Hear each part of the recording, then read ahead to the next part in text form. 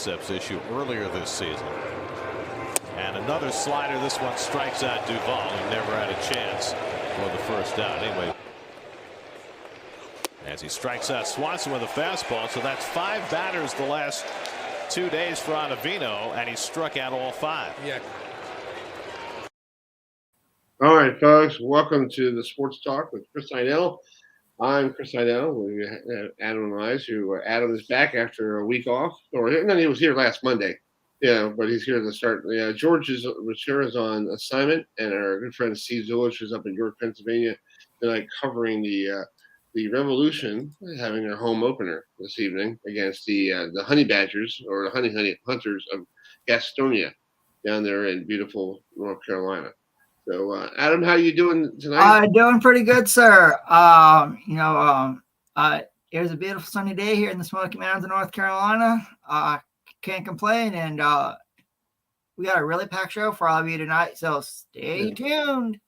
Exactly. So for the first 10 minutes, we'll talk a little NFL draft. I know everybody last week had their draft parties, or myself and my girlfriend went to the Ravens draft party down at the stadium. It was pretty cool, Adam. It was all right. It was, a lot of people there in one area. It was like, you had to basically drive around people, move around some, people. And we had a picture with Jimmy Smith and somebody else, but we were so rushed in. It looked like we were like in a prison photo. It was like, hey, one of those, So it was great. So what did you think about the Ravens? They were well, first of all, I gotta say, the Ravens drafted a really good player in Kyle Hamilton from the University of Notre Dame. I did watch a lot of Kyle Hamilton when he was at in South Bend, and if you're watching on the screen, here's a good play he made against Boston College. So actually Florida State, buddy. Florida State, I'm sorry. It's okay. We both look the same. When you see Boston College and Florida State play each other, it's gold helmets and maroon color. It's like, but you got to look at Florida State has the arrow. Yeah. And Boston College is solid gold on one side. Kyle Hamilton was really good pickup for the Ravens, and also a shout out to Kenny Pickett. He, for those of you who don't know, he played his collegiate football at the University of Pittsburgh, and all he has to do now is go from one locker room to another because the Pittsburgh Steelers drafted him, and I gotta say, at least they didn't make the same mistake they made with Dan Marino, and we all know how successful Dan Marino was in the NFL, and actually Kenny Pickett broke a lot of Dan Marino's records. Right, and I feel like Kenny Pickett. Yeah, I think it's a good choice for the Pittsburgh Steelers because you had Kenny Pickett, who literally practiced in the same facility, during his college days at Pitt, and because folks don't realize Pitt and the Steelers basically own the same building, so they practice against each other, and I feel like to me that was great that Kenny Pickett is staying in Pittsburgh because I think he could be the next. He's not Ben Roethlisberger, but he's a hometown guy. He knows the area real well. He knows the city of Pittsburgh. He knows how to win because he won last year's ACC championship game over Wake Forest. He's sturdy enough. He does play injured once in a while. I know I was there in 2019 for the Miami game, and he didn't play the Delaware game. He didn't play against Delaware, that game. But I feel like Pitt is a right choice for the Steelers, for picking him up. And so, what do you think about that? I think that was a good choice, and I was surprised he was the first quarterback to be drafted. To me, Malik Willis out of Liberty. He had a solid career at Lynchburg, and because he didn't get drafted until later on when the Tennessee Titans picked him up, and also shout out to Matt Corral, a former quarterback at Ole Miss, and the Carolina Panthers drafted him. Right. People speculated that quarterback Baker Mayfield was going to be traded during the NFL draft. Unfortunately, that didn't happen, and now he's still with the Cleveland Browns. So we don't know what the future holds of that former number one draft pick. And also the University of Georgia, they got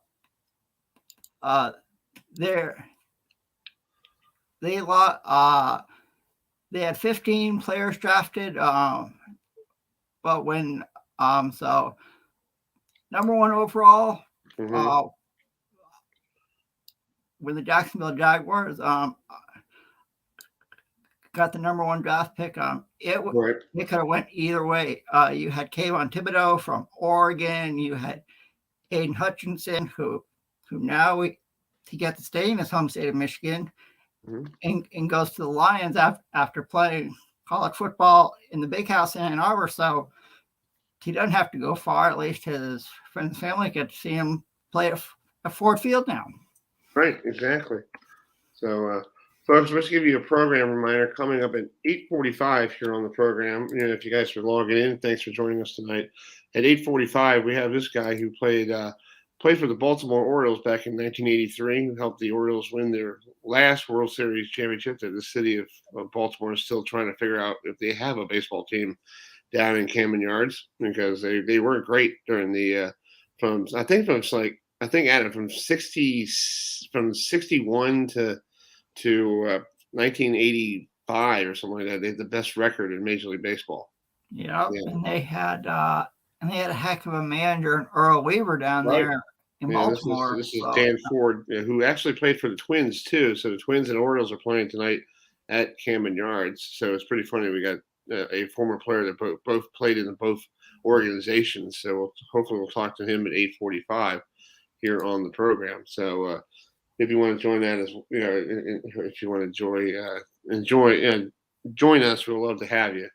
Yeah, or you'd love to stay on here tonight here on the program. Coming up real quick at 7:47, we have a former minor leaguer. Dave, go ahead, Adam. You could pronounce it. Dave Pavlesic, who played with the St. Louis, with the Tulsa, played with the Tulsa Oilers, and his manager was Hall of Famer Warren Spahn. So we'll get a chance to ask him about what it was like to play with Warren Spahn, and if he ever got a chance to meet the St. Louis Cardinals broadcaster, Jack Buck.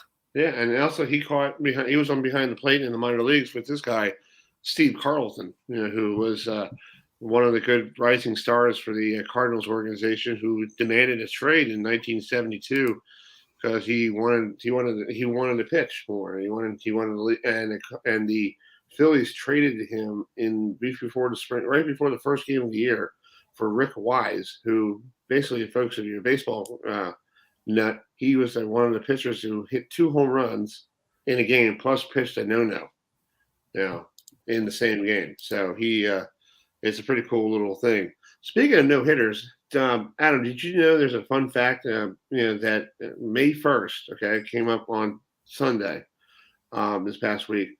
Did you know the Mets and Yankees are both in first place for the first time since 1986? That's incredible call. The Mets and Yankees have had a heck of a start. Started by Towson. If you're a baseball fan in New York, it could be a potential World Series matchup, and we've seen that happen in the past. We do have an interleague play situation going on, so we can see if how interleague is going to be great. This year is both if the Yankees and Mets keep their collision course going. That'll be great. Because that'll be great for the city of New York City, with both teams playing really good baseball. Speaking of baseball, last week Friday there was history was made at Citi Field. The Mets pitched their second no-hitter in their franchise. Here's a long story, folks. The Mets never threw a no-hitter. When I was a kid growing up, they had a pitching staff of Dwight Gooden, Sid Fernandez, Ron Darling,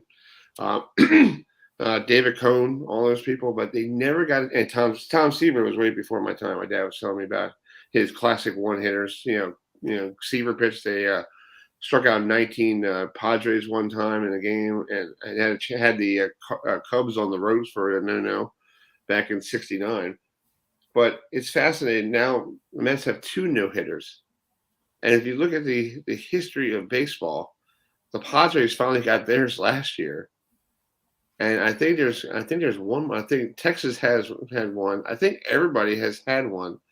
Some shape or form.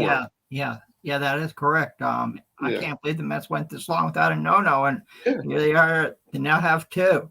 Yeah, now we have 2. One is a combined no. So that's still good. Yeah.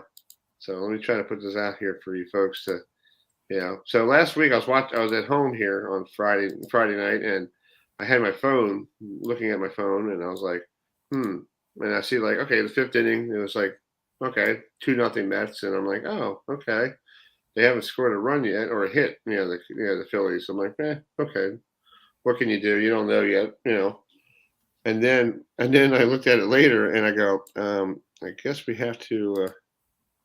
Start it. Yeah, so I had to. I looked at looked at Nicole, and I was like, I think we have a developing situation here. She's like, like the guys on SportsCenter. I was like, let's go to the MLB network, and they put the 9th inning on, and it was pretty cool watching, watching these people pitch no-nos. But speaking of that, let's just look at, this is from last week. On Friday, look at it. They're wearing the black uniforms. Pitched the no-hitter. Look at the crowd. They must be frozen up there, but I don't think they really care. I think George told me one of his friends went to this game the other night when he pitched a no-hitter. I said, I'm completely jealous for that. That would have been cool to watch. But it's like a no-hitter, Adam. It's like pitching a perfect game. It's like bowling a perfect game in bowling. Yeah, it is. I mean, it's called When It Happens. I mean, when it happens, you just know it. It's right. Exactly. You don't, and sometimes you have, you get to the game, and you pitch you're getting into the 6th inning, and you're like, okay, we might have it, but you don't want to jinx the guy and say, But I hate it when ESPN does this like no-hitter alert. He has a no-hitter at through 5. Okay. It's called I Would Wait at least wait until the top of the 9th. Yeah. Or the bottom of the 9th. You don't just go, we have a developing situation. Jacob deGrom has a no through 5. So I mean, and then you just jinx the guy, and the following inning the guy gives up a single. Yeah, and if you're the start, you call it, and you stay away, and you completely stay away from It's from that pitcher because you don't want to jinx them, like you said. It's like just leave them alone. It's crazy. It's crazy. Also tonight at 8:25, we'll have Towson baseball coach MaTTYNER on, who Tigers are not doing so good, the baseball team. We had him on earlier in the year. They've been slumping in the CAA. They're 1-14, and at the time we had them on, they were taking on LSU and Miami. So I guess they're getting their, I don't want to say their brains beaten in, but I guess a team like that getting up, their ERA is like close to an Orioles bullpen ERA. Yeah, I'll agree with that, Chris. I was looking at the stats for that. So. And then around 9:05, we'll have MikeGross joining us. He will be joining us on to talk Penn State football because they got done their spring game. And last week we had some issues with trying to get him on, and his computer was having issues. So he found one that's working.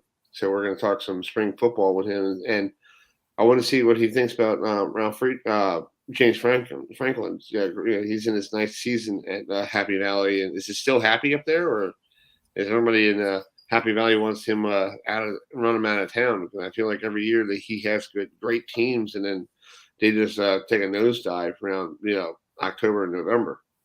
And actually, Penn State football's season opener is a conference game on the road on national television at Purdue. I mean, that environment in West Lafayette, is going to be absolutely nutty. It always is. And then at 9:15, we'll wrap up the show with MaxRieper.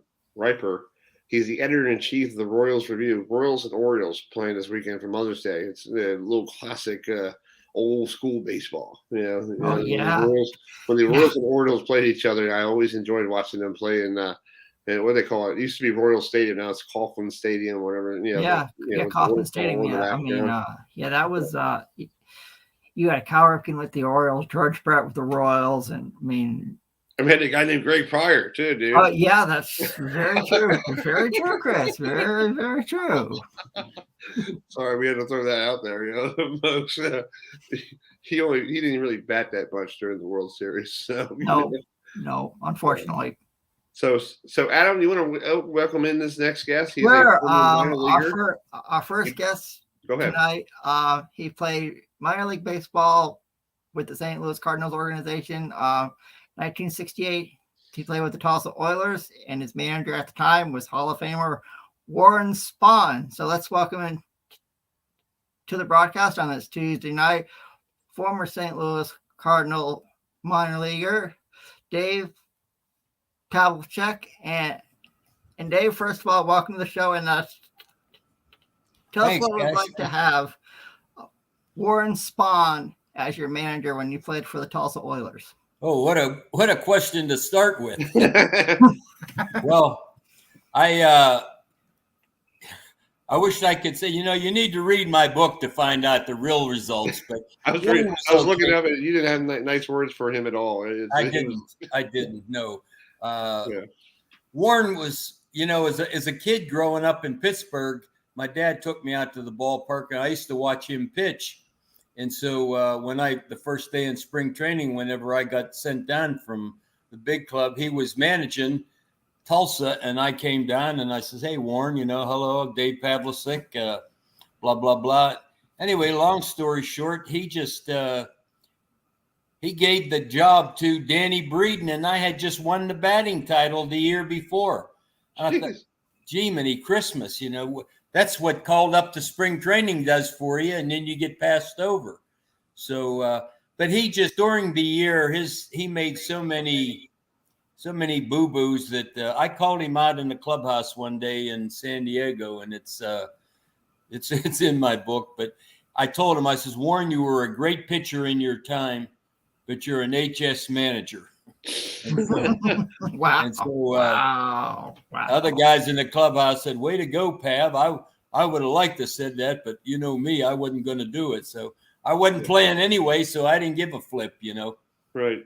But anyway, I mean, he went on to win a few games in that after that. But Warren was, I don't want to belittle him. He was a good guy. And so let's get to some other guys. Yeah. Let's Steve talk Carlton, about Steve Carlton and I, we were teammates. I caught Stevie a couple of times, and he told me when he first got called up, I picked him up to the airport when he came up from Winnipeg, and he told me, I took him. I'm hungry. I took him downtown in Tulsa to get a steak, and I said, "Do you see the price of that, Steve?" He said, "I don't care. I'll be in the big leagues before long." And damn if he wasn't. So. But he was a great pitcher. I played with a lot of Mike Torres and Hal Gleason. A lot of them went to the big league. Sure, Chuck Taylor. We had a good bunch of guys in Tulsa. I loved Tulsa. I loved to play there. My favorite manager there was Vern Rapp, and he got the most out of me. I guess maybe that's why. But he worked with me and helped me, and so and that was the year I won the batting title. So. I put a lot into it, and he put a lot into managing. And it's minor leagues are tough, so you just gotta wait for your turn and hope it happens. So the minor leagues is actually way different when you were back then, because now it seems like anybody who has a hot streak, they get pushed up to the next level. Oh yeah. Yeah, it's like we had Aberdeen here, up the road, and they were a short season. Now they're a full season. Right. And I remember some years they're trying to get people to come to the stadium. And I'm like, well, you don't call somebody up after they have a hot week. You want people to stay. If you want to get somebody to get to know somebody, you keep them in there for a couple of weeks. You get people to come to the ballpark, and then you send them off to Del Mar or whatever. But back then, you guys had to fight and crawl to get to the majors. And I thought in 1965 when you won a batting title in minor league baseball, I thought that was your ticket to, let's go to the big leagues. I thought so too. The biggest mistake was I'll tell you what, I made $600 a year that year, and they gave me a $200 raise for winning a batting title, and they gave me a big league contract, and I was really disgusted. So I sent the whole contract back, unsigned, no letter or nothing, and that kind of ticked off the farm director, Chief Bender, and I think that's what hurt me going to the big camp, because they never gave me a shot. I played one inning against Pittsburgh, bad pinch hit against Elroy Face of all things, and he put me down on 3 of his fork balls. So, but that was my shot, and back to the minor leagues again. So, never got another shot after that. But there's a lot of guys like me out there, and the big thing now it's the money. The money's a little better, and guys can hang around and play today for the money that they're being paid. Back then, making that kind of money, and I had a family, it was tough. Right. And you started off your career not with the Cardinals, with the Giants minor league system. Yeah. So how did you get traded to the Cardinals? Did they look for somebody, they needed somebody, or you were a player to be named later? Ironic, I have to go back to Pittsburgh. I played sandlot ball, and I was one of the better players around the city, but no one would take a chance on me because I was 21, 22, 23 years old, never looked it, and I always lied about my age. But long story short, I got an invite to go to the Astros spring training camp in Florida their first year. And on the way down, I went with a buddy of mine, and we stopped off at North Carolina and tried out, just worked out with the team down there, and they signed us. He says, let's sign with them. We'll have a better chance. So we did for $200 a month. Wow. And I played a month, and they wanted to cut our salary to $100. And I said, give me my release. So we went home, and then I went off to college. I got in. Back then you couldn't play pro sports. And so I lied about it, of course, and got into college. I went to North Dakota, small school in North Dakota, Mayville State. Okay. And they gave me a scholarship and played football and then played baseball. And we went to St. Joe, Missouri that year in the NAIA World Series. And that's where the Giants signed me. I tore that place apart. And Giants signed me, but one of the scouts from Grambling College turned me in. He looked it up, and they kicked us out of the tournament, and the Giants had to release me. Oh, that sucks. And so, and they got fined, and they had to release me. And so then the Cardinals picked up my contract. Had I stayed with the Giants, I think I would have had a better shot at possibly getting to the big leagues, because all they had was Tom Haller, and he was on his way out. So, and I played against their minor league teams, and I know I could have competed there. So hitting was never a problem with me. I could hit. It was just finding a position, and I was only 5'8", and that was kind of small back then, but nowadays it don't matter. It's whatever you look at Altuve, he's going crazy. So exactly. But, that's what happened with the Giant deal. Okay. Well, you have a book. I talked to you an hour ago, and you and I were talking about your book. Right here. The book is called "I Was Born to Play Baseball." Yep. So how did you start with this book? How did you come up with this book? Did you just write stuff over time in your travels and playing minor league baseball? No, I just. Cool. I want this down. Yeah. I start writing down things for my kids, and on a yellow legal pad, and then I send it to a couple of buddies of mine, and that were in it, that I was in the Marine Corps I played with, and they says, Pav, you need to write a book. And at first it was memoirs, and then it came to a book, and then I started writing, and it took me 6 years. I went through it, and every day I'd write a little bit, put it down for a while, and say, I can't write, and then I just got after it and knocked it out, and it became, a great book. And one of my teammates, Lou Vickery, helped me get it published. Oh, that's cool. So, and I'm thankful to him for that. But my kids, the main thing is my kids got it, and it's I did what I set out to do, to tell everybody my story of, I had some hardships growing up playing ball, but all I wanted to do was play baseball, eat, sleep, and drink and play baseball. That was my life. I love baseball. I played baseball when I was a kid. I still like baseball. I still talk to my dad about baseball, and I know my dad's like your generation. He's used to people who actually play baseball instead of being Manny-Pambies and oh my God, I have a blister. I'm on 15-day yell because I have a blister. Like the players. Like Nolan Ryan, who pitched I saw a stat last year. He pitched in one game 200 pitches in one game, and came back 5 days later and pitched another one. That was pitching at him. Now in baseball, you pitch 85 pitches. We're like, oh, we got to take him out. We might have an arm problem. It's like they babied them too much today. Right. I agree. It's unbelievable. I mean, you look at the old timers, Christy Matheson, and they pitched 300 pitches and go out and throw in double headers. But these kids today, it's like, oh, my toenail hurts and this and that. It's, I have a hard time watching the game even today. And mainly it's just turned into big money. And it's, there's some good ball players out there. Believe me, the talent today is unbelievable. But I think big business has taken over, and it's just ruined the game as far as I'm concerned. Yeah, and they're changing rules, like in extra innings, you got the runner at second base, and that's like Little League, man. Yeah.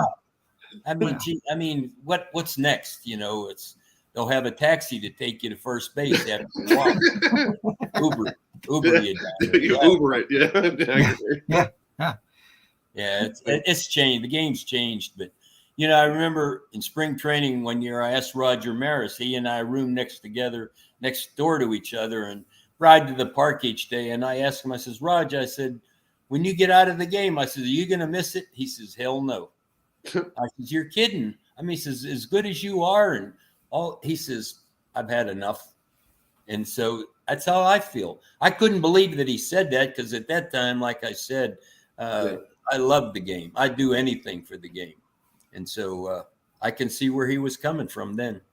And I understand. And Dave, I understand where my dad came from, because he grew up watching Mickey Mantle, and he used to go to Yankee Stadium, and and used to take his baseball cards and put it on the back of his bike and make all those weird noises. And he told me one day, he goes, "Yeah, I had a Mickey Mantle rookie card. It's in the dump in Long Island." I'm like, "That's nice, Dad." But wow. Who would have thought about it then? And it's like I said, Dad, you took baseball cards and put it on the back of your bike to make noise. He's like, we didn't know what the value was until we were when you guys came around in the 80s, and I was reading a Beckett going, I'm an idiot. But it's I mean, the game it's still a good game, but I don't like where it's going. That's all. And that's just me, and I'm not knocking anybody or anything else. Just it's a personal opinion. Well, I agree. I've got no sour apples about, anything that went wrong with me, because it gave me a chance to do what I wanted to do. As a young kid, I wanted to play baseball, and I got to do it. And a lot of young kids today don't get that opportunity. So I'm thankful for God for that. Yeah, I do have to ask you, what is your connection with Keith Hernandez? Because you were in his book. How did you? I know Keith came up in the Cardinals organization, and he helped win the World Series in '82, and then he got traded to the mines of Shea Stadium in '83, and he was like, "Why am I here?" But he. I met Keith when he came to. He was with the Mets. He came to Houston to play, and Ray Knight was one of my first players when I managed. And he was with the Mets, and he introduced me to Keith. Oh, that's cool. And so anyway, Keith and I and a couple other guys went out and had a beer after the game one night. And that was my only time I ever met him, talked to him or anything, But we both went through Tulsa, though. He played in Tulsa as well. Wow.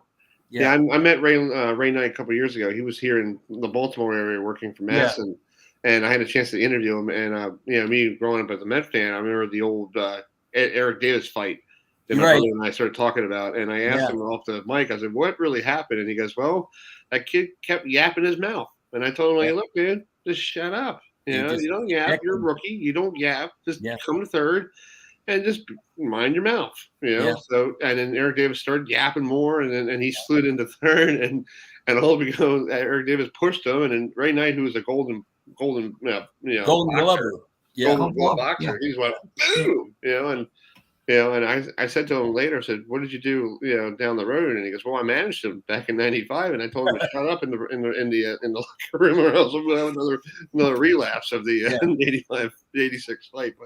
But Ray Knight was saying to me one time, he goes, these kids, he didn't want to be manager anymore because you had to tell him what time to be at the ballpark. You got to tell them what time to get dressed. You got to tell them when to go out to hit batting practice. And these are grown men who basically gets up, whenever they get up, and you have to be a babysitter. Yeah. And it's crazy. They come in, they straggle in now. It used to be you had to wear, in the olden days, you had to wear a sport coat and everything on the road. Now they wear, shorts, jeans, whatever. It's casual, dreadlocks, pierced earrings, and it's gone way out beyond me now. So, I feel like it's we were watching the NFL draft last week, and everybody on that picture is, next available person.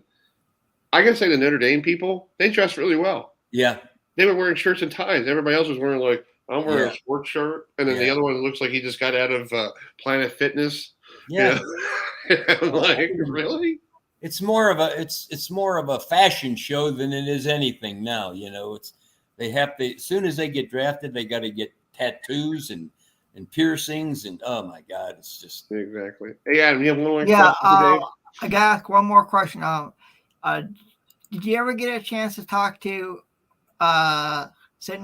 Louis Cardinals broadcasting legend Joe Buck? Jack Buck?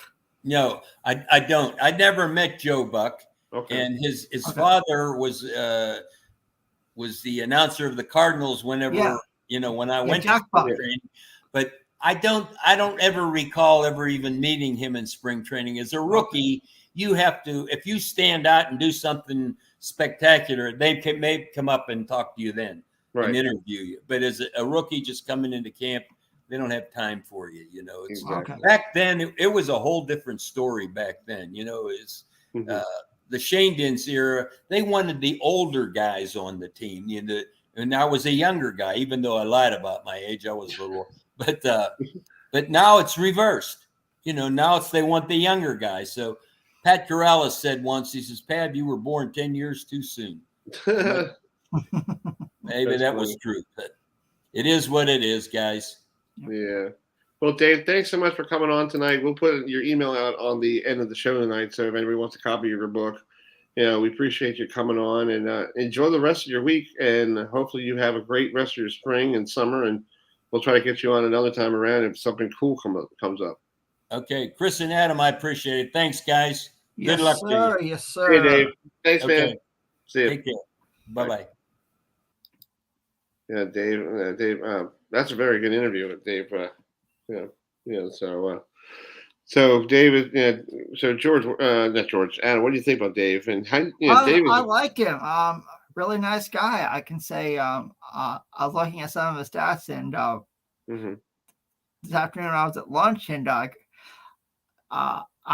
think he should have played at least a couple seasons in the majors after what he did at Tulsa. I mean, yeah, I think a batting title and not get promoted. That's kind of strange, I know, but now, if you won a batting title, you probably would have been in major leagues in spring training next year, and maybe be fighting for a spot, and then you get a chance to shine. Now, back then, you had to fight for it because you had so many people, everyone, and you had your veterans, and you think a rookie who won a batting title is going to replace whoever's at first base or behind the plate. Come on, Yeah, you have to have a good spring first. You got to have a great spring to show them that your batting title wasn't a fluke. So, let's move on here. We got some time here until we got CHRISKUHLMEYER, who is the head coach of the softball team at UMBC. We will, I talked to this gentleman. He is a former PBA 1-2 Firestone tournament champions. back in the day when the Firestone was it's still the championship, but I feel like it's so watered down now. It's not even funny. Yeah, I do have one beef. I do have a beef we got to talk about. Nicole and I were watching the qualifying finals the other day of the playoffs, and that Maldonado guy, who was bowling against AJ. Oh yeah. Yeah. You mean Sean Maldonado from Texas? Yeah. If you had a back problem, would you be bowling? Well,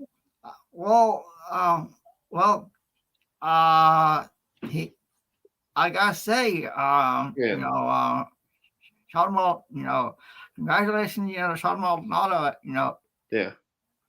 But would you be bowling? And well, think about that. Really good in his Think about that first question. round match. Yeah, let's think about that question. Let's play my interview with MarkWilliams, and we'll come back and we'll get Chris on. We'll talk about it soon. So here it is. I'm just going to hit record. So, hello everybody. I'm here with MarkWilliams, former professional bowler who used to bowl on TV when I was a kid. Now he's this past week he was inducted in the ABC. The United States Bowling Congress, Hall of Fame. So, Mark, thanks for joining us. So, how was that? How cool was that? It was 2 years in the making because you were inducted in 2020, but everything shut down in 2020. Yeah, it was actually it was 2021, so I had to wait a year. But the neatest part about it is being on Storm staff and going into the Hall of Fame with the owners of Storm, Barbara and Bill Chrisman. I mean, they're probably two of the most important people in the whole industry of bowling. It was really a fun night being there with them. That's cool. And it was in Nevada, so in Vegas. So you've been bowling used to be a lot every year used to be in Vegas, but when I was a kid, with the Showboat Invitational and the doubles and all that stuff. So it's still a major city for bowling. Yeah, it definitely is. I go back in 4 weeks for the Senior Masters and the Super Senior Open that USBC is putting on. So that's going to be my first two Senior Tour events of the year. So I'm looking forward to going back. That's cool. Hey, I grew up watching you on television when I was a kid, and it was funny that you won 2 Firestone tournament champions, and you're one of those, select people that won 2 of them, and normally there's, I think there's one of them. I think Mike Durbin won 3 of them, but it was like winning 2 Firestone tournament champions. Well, it was obviously the tournament that put me on the map as far as professional bowling goes. I mean, the first time I won, it was an amazing thing. I think it was like 2 weeks in a row I won tournaments, and I'm still trying to comprehend going to the Tournament of Champions. Here I am winning back-to-back weeks and winning that tournament. So, it was pretty surreal. 3 years later, I was able to win it again, and it's I'm 30 years old, and that's my 6th title, my 3rd major, and I'm thinking, boy, there's nothing stopping me now. And things got kind of cold as far as wins went after that, but that tournament definitely made my career. Yeah, what is it? Because you said you didn't win one until 1996. Just your luck ran out, or it's just bowlers were better, and you faced Randy Peterson one time, and all those people. It wasn't just one of those things like I'll get there again. It's just my luck needs to change. Well, I always thought I would. I mean, though having a good week or a good month might be a fluke. But usually when you're having a good year, then there's something to be said for that caliber of bowler. And I always felt like I was good enough to have years like that again. 95, I had a really good year. 96, I managed to win the mixed doubles with Alita Still. But, I made a few shows. I think I ended up making over 40 shows in my career. So it was a good career. It just didn't win enough tournaments, especially after 1988. I mean, I definitely felt like I should have won more tournaments. I put myself in position a few times, wasn't in position enough, and didn't win when I had a chance. Yeah. Well, one of your titles you won here in the Fairlanes Open, right down the street where I am. I'm like 15 minutes away from the Towson lanes. So what was it like winning there in Baltimore? Well, that was a really good tournament for me. I believe that might have been my first tournament when I signed a pro staff contract with Brunswick, and I go there and win. And the funniest thing was, I remember during position round, I need strike 9 spare to get to second place for the TV show, and I flushed the strike, and now I need 9 spare, and I flush another shot and leave a stone 7-9 with a urethane ball.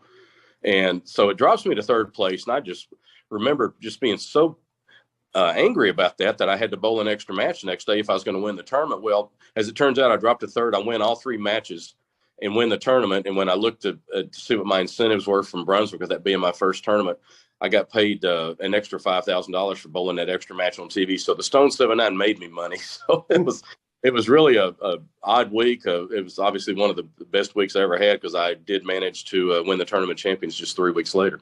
Wow, that's awesome. So you just had everything just kept rolling perfectly for you, and you're like, "Oh, this is cool," and you got that extra money, and you're like, "Wow, I guess I could do this all the time." Yeah, that was a great week, because I think my incentive money might have been more than first place. I was making in the mid-20s for both the prize money and the incentive money so it was close to $50,000 for that 1 week. And then when I did win the tournament champions 3 weeks later, the prize money alone, there was another $50,000. So it was quite the month of April for me that year. Yeah, that's cool. All right, folks, we'll play that next part later in the show or next week, but that's a little part one of 2 with MarkWilliams. So it's 8:11. Back to the question before we bring in Chris, what I asked you, Adam, would you bowl with a bad back, or would you try to play please give me the sympathy card? Well, I mean, if I would, But this is not like the NCAA tournament. Like, you have to play, or else you're going to not, you're not going to be voted in next year. This is just a playoff thing that Tom Clark just made.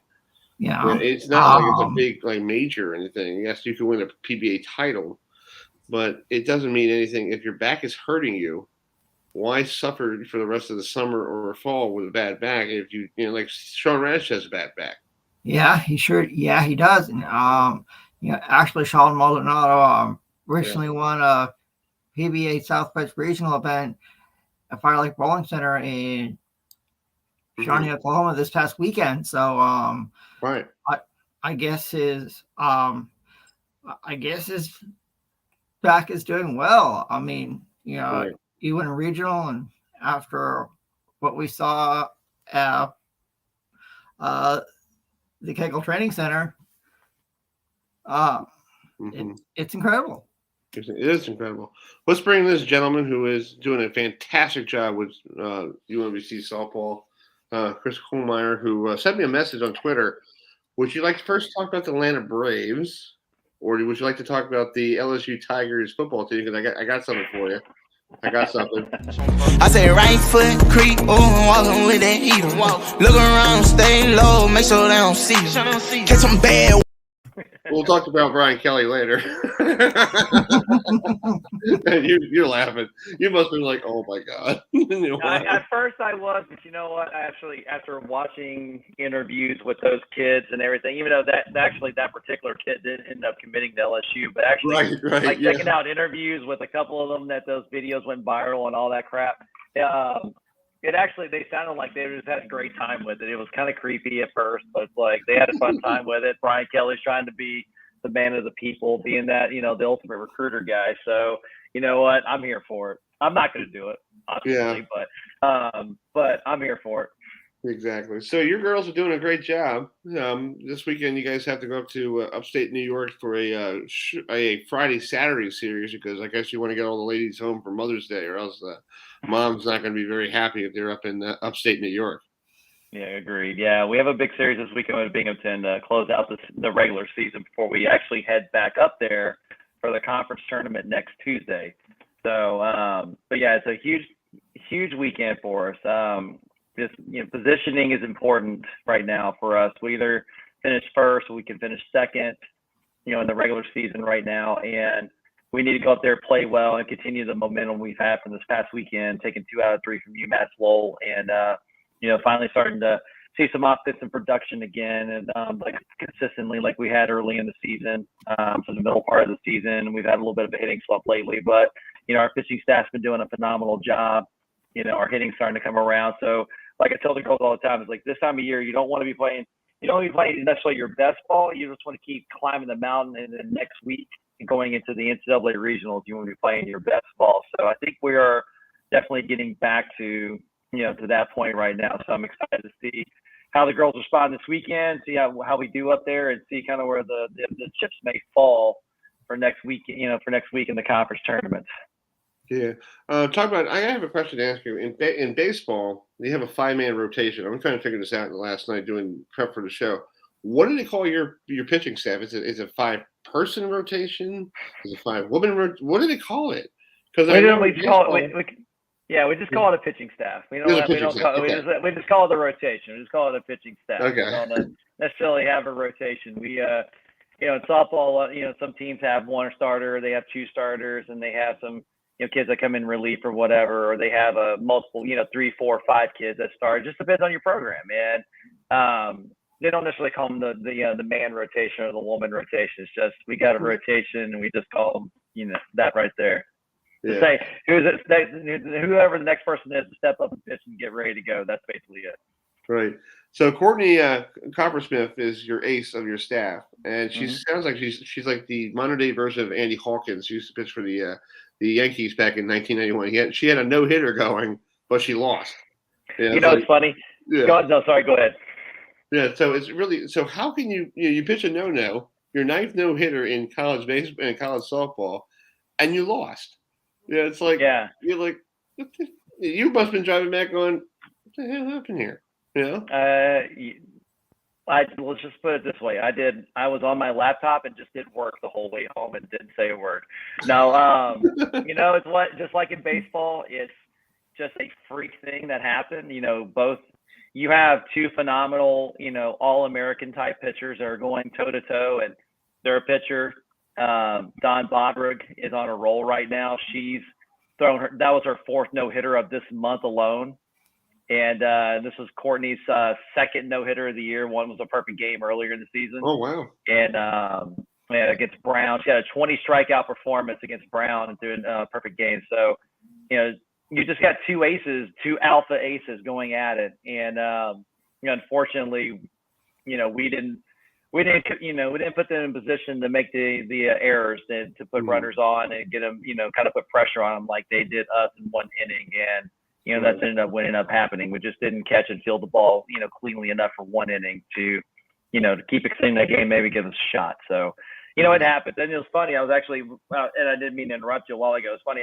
I was, as soon as that game was over, I said something to one of my assistants. Like, I was watching this game. It was a Yankees pitcher back in the early 90s, and I could not remember that dude's name whatsoever. Like, I literally watched that game on TV and couldn't believe that somebody lost a freaking no-hitter, and on errors. And I was like, sure enough, we did it. So, and I was actually talking to one of the assistants who I've known for a long time at Stony Brook, and I asked her, I'm like, have you ever seen this before ever? And she goes, I've actually seen it happen one other time. It happened to me at another school. And I was like, wow, that's unbelievable. Yeah. Adam, you got a question for Chris? I can say this, Chris. I'm also an Atlanta Braves fan. So we outnumber Chris tonight 2-1. But the series is tied at 1. Yes. Well, yes, I tell you this right now. I was checking before I got on, and we're losing 1-0 right actually, 2-0 right now.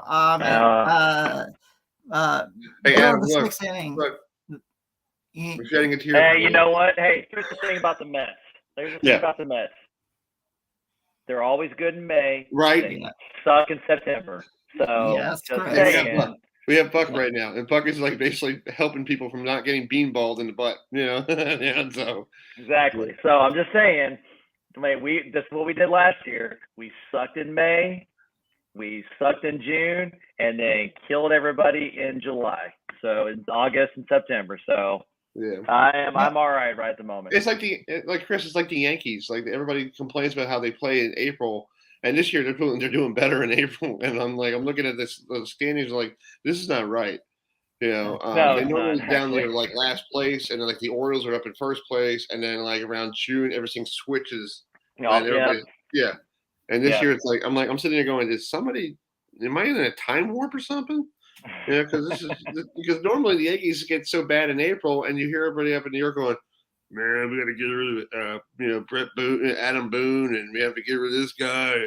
And Cole stinks. And then like around June, you hear nothing up in here going, oh, we're in first place by 7 games. Okay. Yeah. You know what? As a very, very documented Yankees hater, me too. I'm just hoping that this is a reverse in fortunes where they suck come August and September.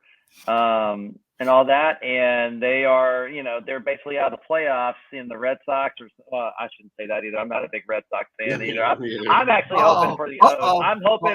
I'm actually hoping and praying somehow the O's can just stay in it somehow and get it, because I since moving here, I've always been a kind of an O's fan, even though I'm a diehard Braves fan. I was a Cal Ripken guy since I was a little kid. I fielded like him, changed my batting stances, 5,000 batting stances every time he changed his batting stance. I did that growing up. Everything. As I saw it, whether it was on Sports Center, I got to watch the game of the week. Back in the day, they only had two games on a week. As soon as I saw him change his batting stance, what I was doing, I was on the backyard on a tee, changing my batting stance just like Cal. So I've always been an O's guy, and I'm like just praying to God somehow the O's are good, because I live literally a mile away from Camden Yards, and so I go to as many games as I possibly can. That's cool. So Cool. yeah, I'm trying and praying, hoping and praying that they can be in it somehow, some way come August.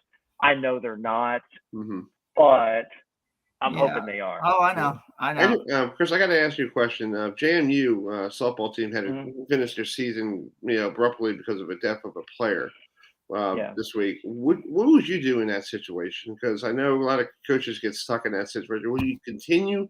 Let's say something happened at UMBC like tomorrow. Would you continue playing in the postseason for that lady, or would you say, okay, you're so emotionally distressed, would you even want to play a game? Man, I hope that never happens. I know, and I don't want to have it either. But yeah, I don't. Honestly, I don't know. Okay. The part of me would say let's continue on and try to do what we can to honor this person and play on, because that's probably what that person actually would want. But at the same time, you have developing emotionally emotional kids who are closely connected, friends, right. Roommates, teammates with that individual. And I would probably leave it up to them as a group, as a vote of the whole group, and just be like, hey, if this is this is what we can do, and this is what the other thing we can do. Which way do we want to go, and kind of leave it up to them, because ultimately as coaches, we probably would say, let's honor her and do that. But at the end of the day, it's about them. It's not about us. It's about them. And, we will do everything in our power to make sure they're always in a good spot from an emotional standpoint. So, that's probably at the end of the day, that's what we would end up doing. Yeah. Adam, you have one more question for Chris? Go ahead. You've had a chance to play in the NCAA Division I softball tournament. And what's it like to play at a Power 5 school, in the tournament? You guys have went to Arizona. I think you guys have been in Norman, Oklahoma. So what's it like to play in an environment, at a Power 5 school compared to what you guys face in the America East Conference every year?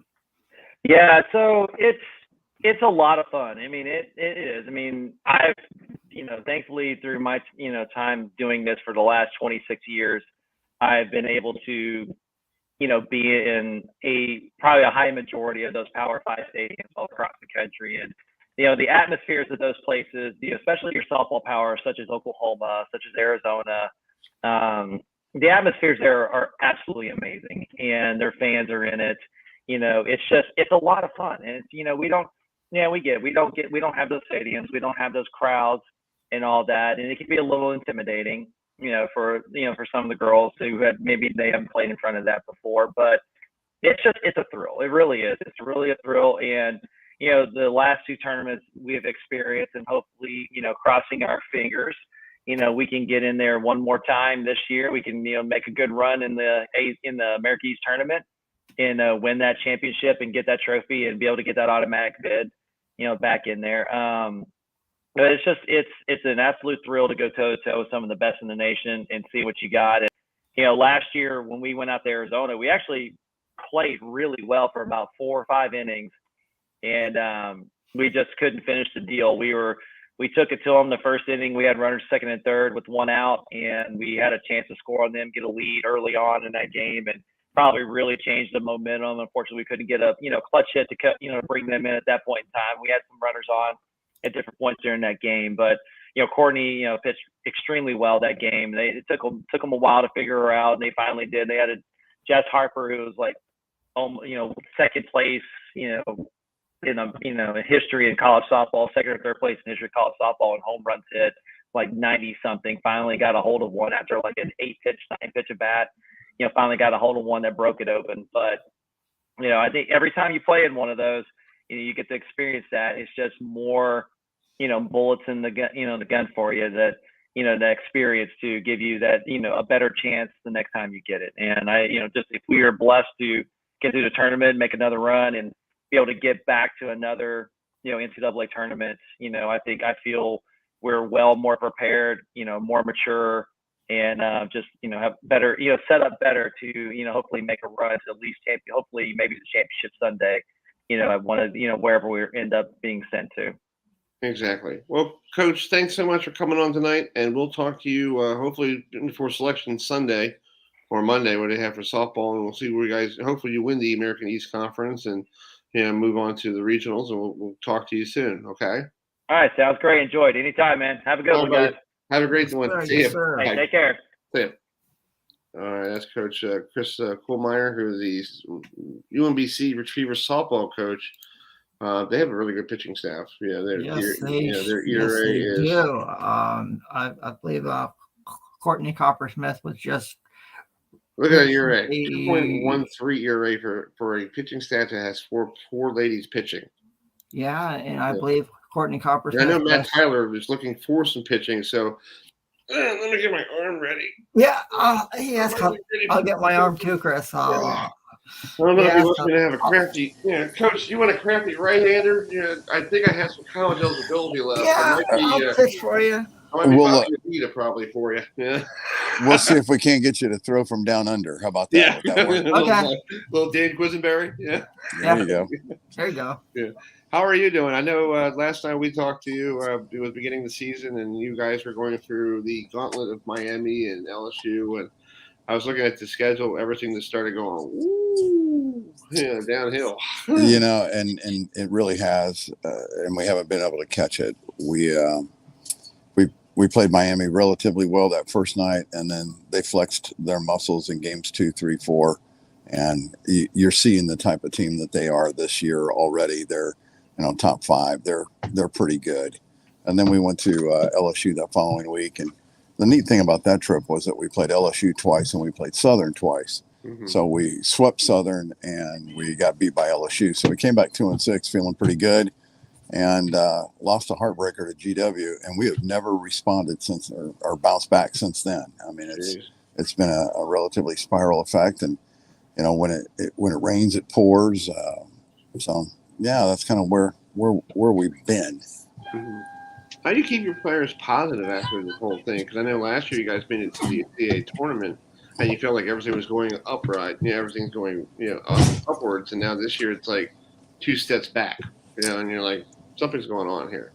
Well, how do you keep people positive, saying, look, you got to finish the season. Let's finish on a high note. Get to the summer. You go play summer baseball, get yourself ready, and then by the time fall ball comes around, we should be all gelled and ready to go. Good question, and that's that magic ball. Or crystal ball, if you had 5 or 6 of those, it would help. But I think what we do is we just try to go back to the basics and take a look at where our deficiencies are and see if we can't improve on them. Baseball is a game of constant improvement, and if you don't, the baseball god will sneak up on you and you'll start going in the wrong direction anyway. So the good thing about baseball is it does teach you some life skills, how to handle adversity and how to persevere through it if you choose to. I mean, there's no hard-clad answer there. You're a senior, it's tough for you to stay engaged, or you're a 5th-year guy and your eligibility is expiring and we're not going to go back to the conference tournament. So, it's somewhat of a bummer, and I certainly get it. We were there last year, and that was our goal this year, return to Elon. So we're going to be a little short this year, but you're right. We've got to regroup, get some, usher our guys out with senior day, May 21st, and then it's a recruiting summer, and circle the wagons and get ready for fall baseball. See if we can't perform a little bit better next year. Yeah. I do have to ask you before I send it to Adam.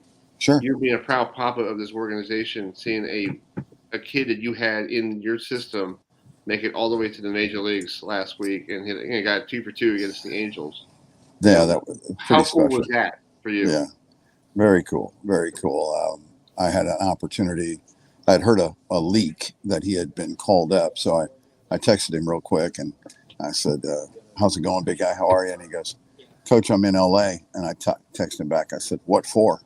So, and he said, oh, come on, don't be coy. And I said, yeah, I know. I said, look, man, go enjoy tonight. If you play, you play. Keep it real. You deserve to be there. Do us proud. I said, and God will be with you. So first at bat, laces a line drive single up the middle. Second at bat, same thing. So yeah, man, we were overjoyed, over the moon for him and his family. And I mean, I don't know if you remember, but they were interviewing his parents when he got the hit. So that was. I see it right here. Yeah, I see that. Yeah. Pretty cool, man. Pretty cool. They're super family, super kid, just great people, and couldn't happen to somebody more well-deserving. Yeah, I texted him that night when I went to bed. I was like, congratulations, dude, on getting your first hit. And, thanks for coming on the program during the lockdown and all that stuff. He texted me back. He goes, hey, man, no problem, dude. Yeah. I was like, all right, cool. Like, I was expecting a text back because I know you get so many text messages from people. I'm like, it might be an afterthought. And I'm like, I wake up the next morning, I'm like, wow, that's pretty cool. He's a baseball enthusiast, and he has somehow been able to keep his innocence, if you would, throughout the course of the rise of his career. And that is just, it's a beautiful thing, when you witness something like that. So I couldn't be more proud of him. Yeah. So that's pretty cool. So I would take 5 more of him if you could find them for me. All right. Sure. Yeah, that's true. Let's talk about today's game against George Mason. Sure. Throwing up the scoreboard. Tough loss, 8-6. You guys are back at it tomorrow against Coppin State. So what do you guys do? What do you do for 24 hours? You just forget about it. You send them dinner. Say, hey, we got a game tomorrow. Let's worry about the home game. Against Coppin State. What do you do? Baseball's kind of strange at our level. Hey, dude, can you turn the lights on? That's all right.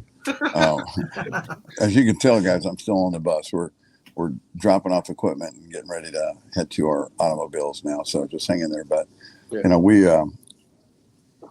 we play 56 games in a little over about 3.5 months, and it does take its toll, but it happens quick. And I mean, it comes at you quick. So if you can't flush it and show back up to work tomorrow ready to go with a smile on your face and every good and bad thing out of your mind, so that you can just concentrate and be where your feet are, then you're in trouble. So we ask our players to digest it, take a look at what you did, what you accomplished, what you didn't, see if we can get better from a mental perspective. If you do kind of go back and chronicle some of the errors that you made or some of the good things that you've done, file them away. You're helping to build that memory. So, and if it's a mistake that was made, let's try not to make it again. So we go at it from that perspective, and then we kind of get ready for Coppin State tomorrow. So it's a grind, babe. This is a 55, 56 game season. Whether you're winning, losing, or drawing, it doesn't matter. You got to show up. So that's the way we approach it. Exactly. Well, let me let you go because I know you had a long day today, and I know you want to get home and have dinner and put your feet up and relax and get yourself focused for next for Wednesday's game. But thanks for coming on. Thanks for being a good friend of the show, and keep up the good work. Keep the rest of the season going, and you can turn this thing around for next year. I will, but I will tell you one thing. I couldn't help but listen to Chris, your former guest, UMBC coach, and he had never seen a no-hitter lost. In high school, I lost a 3-1 no-hitter. I walked 3 people, Each one of them stole second base. Oh, no. And the catcher's throw went into center field. 2 scored on ground balls and 1 scored on a sac fly. Loser 3-1. Believe it. Yeah, hey, and like I was telling Chris, I said I saw that kid when I was on that Andy Hawkins game. Yeah, like that. You pitches a no-hitter against the White Sox, they lose 2-0. That's and right. I'm like, and you're still thinking. And I hear what's his name, Hawk Harrelson going, well, we got no hits, so we still won. No hits, but you win. That's quite an accomplishment, to say the least. Exactly. So tomorrow you're home against Coppin State. What time? 3:00. Hopefully the weather's better. Nice and ready to go. Right. Well, we hope so. We think we're going to be dancing with some raindrops tomorrow, but we do play Coppin State tomorrow, and then we've got JMU at home Friday, Saturday, and Sunday. So it's and you're right. That's a terrible tragedy, and gosh, we've all been touched through the process, and just hate to see it. Before I let you go, I asked Chris the same question. And let me ask you real quick before I let you go. What would you do if you had that situation on the baseball team? You had a star player, just won CAA Player of the Week, and then all of a sudden just tragically passed away.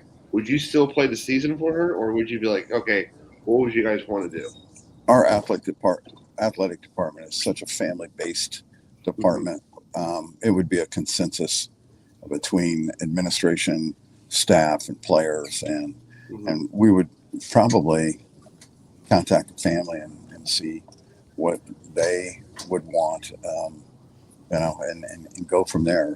I can't fathom what the parents and brothers and sisters must be going through, and I applaud JMU for whatever decision they would have made to have either played or not play. They made the right call. There was not a right call, not a wrong call. This was the good one, where they just kind of shut it down, because when it comes full circle, it's about the kids, and if the kids can't go and perform and let this be the high point of their lives, then it's time to shut it down. You know what I mean?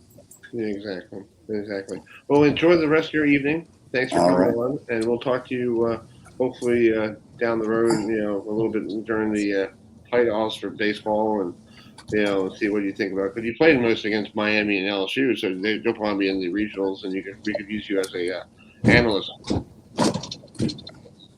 Anytime, guys. I'm there for you. All right, man. Thank you so much. Okay, guys. Have a good evening. We'll see you later. Bye-bye. Yes, sir. All right, that's Matt Tyler, the baseball coach at Towson University, struggling this year, but they'll get themselves better for next year. We do have a program change in the lineup. DanFord, who was supposed to come on tonight, he is stuck out on he's working and he can't get home in time. So we will put him on next Tuesday at 8:45. So hopefully you folks will enjoy that for next week. So we could boost that up for during the week. This next Tuesday night at 8:45, we'll be live on the program. So if you were tuning in tonight wondering if he's coming on, he just shoot me a text message saying, "Hey, I'm so sorry, things came up," and I totally understand that. Yeah, that's Eddie Murray. I totally understand that. So here's DanFord when he played for the Orioles back in 1983. So hopefully he'll join us. He'll join us next Tuesday. We'll talk to him about his career, and I do want to ask him, how did he become a Disco Dave? Disco Dan.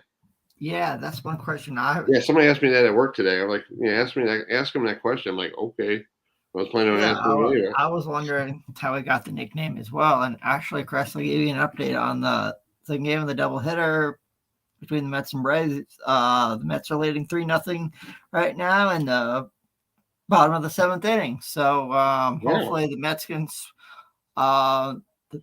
could sweep the doubleheader against Braves at Citi Field. Exactly. Let's do some birthday shout outs here and stuff in the meantime, waiting for Mike to join us at 9:05, or we could get Steve on. Let me see if I can get Steve to. Actually, I'll do a birthday shout out. It's actually Mike Durbin's birthday. Right. Today, he won the Firestone Tournament of Champions 3 times. 81 years old. Wow. He caught, if you remember watching the PBA Tour back in the day on ESPN, it was Mike Durbin and Denny Schreiner did the summer tour in the 80s. So if you can go to YouTube and go watch a lot of those full shows from back in the day. 81 years old. Wow. Wow. Yeah, and he's a bowler on the PBA Tour. Yeah, and he's one of the and he's one of those guys only bowler that has won it 3 straight, on the Tournament of Champions, or aka the Firestone, and he won it in different patterns. I think that's what it was. Yes. Yeah. Yeah. Yeah. That's amazing. And I can't believe you didn't bring this guy up. This guy's a friend of the program, and I'm thinking next week I'm going to get this guy on because he's a good friend of the program. I know he went to the U. He did. He did. And I'm a Florida State guy. I see people from Miami, but there's good Miami people like my brother and this guy.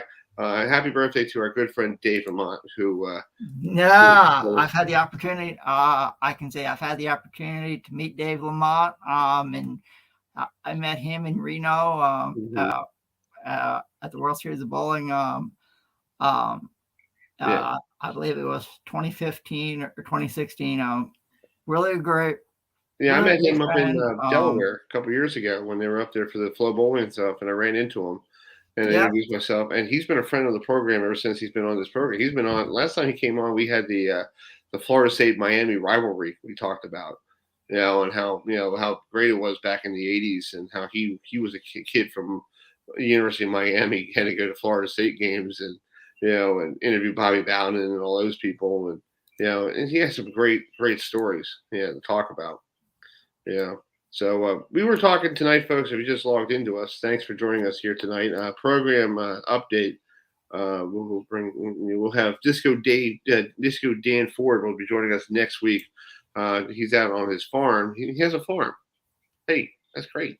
I think it's pretty cool. Actually, in honor of Dave Lamont's birthday, I will share this picture if people can see it. Dave Lamont, myself, and Kimberly Pressler at the Grand Hotel and Casino in Shawnee, Oklahoma, nice. For the believe it was the 2017 PBA Tour Oklahoma Open. Actually, the preliminaries were at Fire Lake Bowling Center, and the finals were they installed that's cool. Nice. 2 lanes at the Grand Hotel and Casino. So and it was a weird stepladder. It was the top 8, and they had 2 days worth of stepladders in order to get to the I think it was the only time that they've ever done it. So okay. That was pretty cool experience. My one and only trip, to Oklahoma. But happy birthday to Dave Lamont. I'm going to make a copy of this, and I'm going to send it to him on his Facebook page. One of the great broadcasters. He's covered college football, college basketball. I do have something for you. Let's play a little montage. Sure. In honor of Dave Lamont. Yes, sir. I found this today. I was going to say, should I put this on? Will I put this on? But this guy's very versatile. He does everything. Like Johnny Halliday told me one time, you got to know every sport. If you have to do something, you got to make like you know what you're doing. Yep, and this guy, this guy's a genius. He does football, he does baseball, he does the PBA on Fox, he does this sport, that sport. I don't even know if he might be doing the hot dog eating contest. We never know. Yeah, true. So in the meantime, let's play. We got some time here. Let's play a montage, a little quick segment for wishing David Lamont a happy birthday. This was 5-2, maybe poised to win the Big East. Since then, not so good. Right now, there's that little push pass to Tavon Austin. Look at the blocking downfield, and he may be gone. Austin is gone. No flags on the play. 75 yards. Under some pressure, throws it, and he got Matthews. I don't know how. And Matthews runs free inside the 5. Matthews into the end zone. Kyle Flood screaming at the officials. Gilbert needs to convert this pass for 2 points. He's scrambling in deep trouble. He's going to have to heave this to the end zone to have any chance to get this game into overtime. He does. Opposite field, Johnson's open. Did he make the grab? Inbounds, yes! It counts! It's a 2-point conversion! I just love that call. He's like, yeah! I'm like, wow, dude. That's cool. Yeah, it's called. Did you hear this last week when we had the Hispanic broadcasters? That's excitement right there. Yeah, very like much so. Absolutely. I mean, you want to hear these broadcasters like, here's the pitch. Ball 1. Dave Lamont knows how to. On the second round, we're in the 9th inning, sir. Oh, really? Yeah. Also, normally we do on this date in sports history. We got some time. Did you know on this date in 1992, former Oriole Eddie Murray, who was at the time playing with the New York Mets. I'm not picking on your Braves. I know. I just apologize for this in the meantime. Okay, I did not know at this time in 1992 that Eddie Murray hit his 400th home run at down there in good old Atlantic County Stadium. So it was just we got it right here. Yeah, so there's swinging sweetness of Eddie Murray, who I had a chance to talk to one time at the Ken Singleton Celebrity Golf Tournament, and he's kind of a little he doesn't like the media. I just want to tell you that. Wow. Yeah, look at that. I can't picture him in a Met uniform. He's not a Met. He's an Oriole. He's an Oriole. There's some people who are there's stigmas, and they're the way they are. They're Orioles or Mets or whatever. Like Tom Glavine, yeah, he pitched for the Mets for a couple of years, but I still see him as a Brave. Yep. Because he's a Brave. Yep. Absolutely. Thanks for helping us out. I appreciate you, Tom Glavine helping us out. A couple of years at Queens, but you're a Brave. Same thing with Eddie Murray. You're an Oriole. Yep. You're not a Dodger. You're not an Indian. You're not a Texas Ranger or a New York Met. You're a Baltimore Oriole. And it's us, the other teams as well.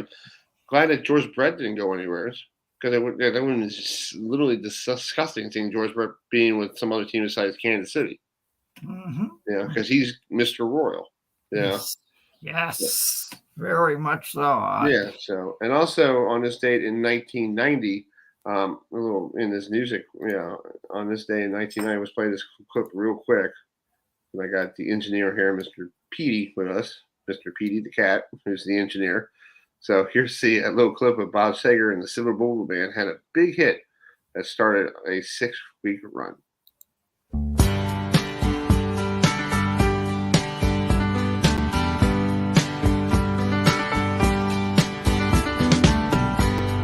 Seems like yesterday, but it was long ago. Jane, it was lovely, she was the queen of my night. There in the darkness with the radio playing low end, and the secrets that we share, the mountains that we move, caught like a wildfire out of control, till there was nothing left to burn and nothing left to prove. And I remember what she said to me, how she swore that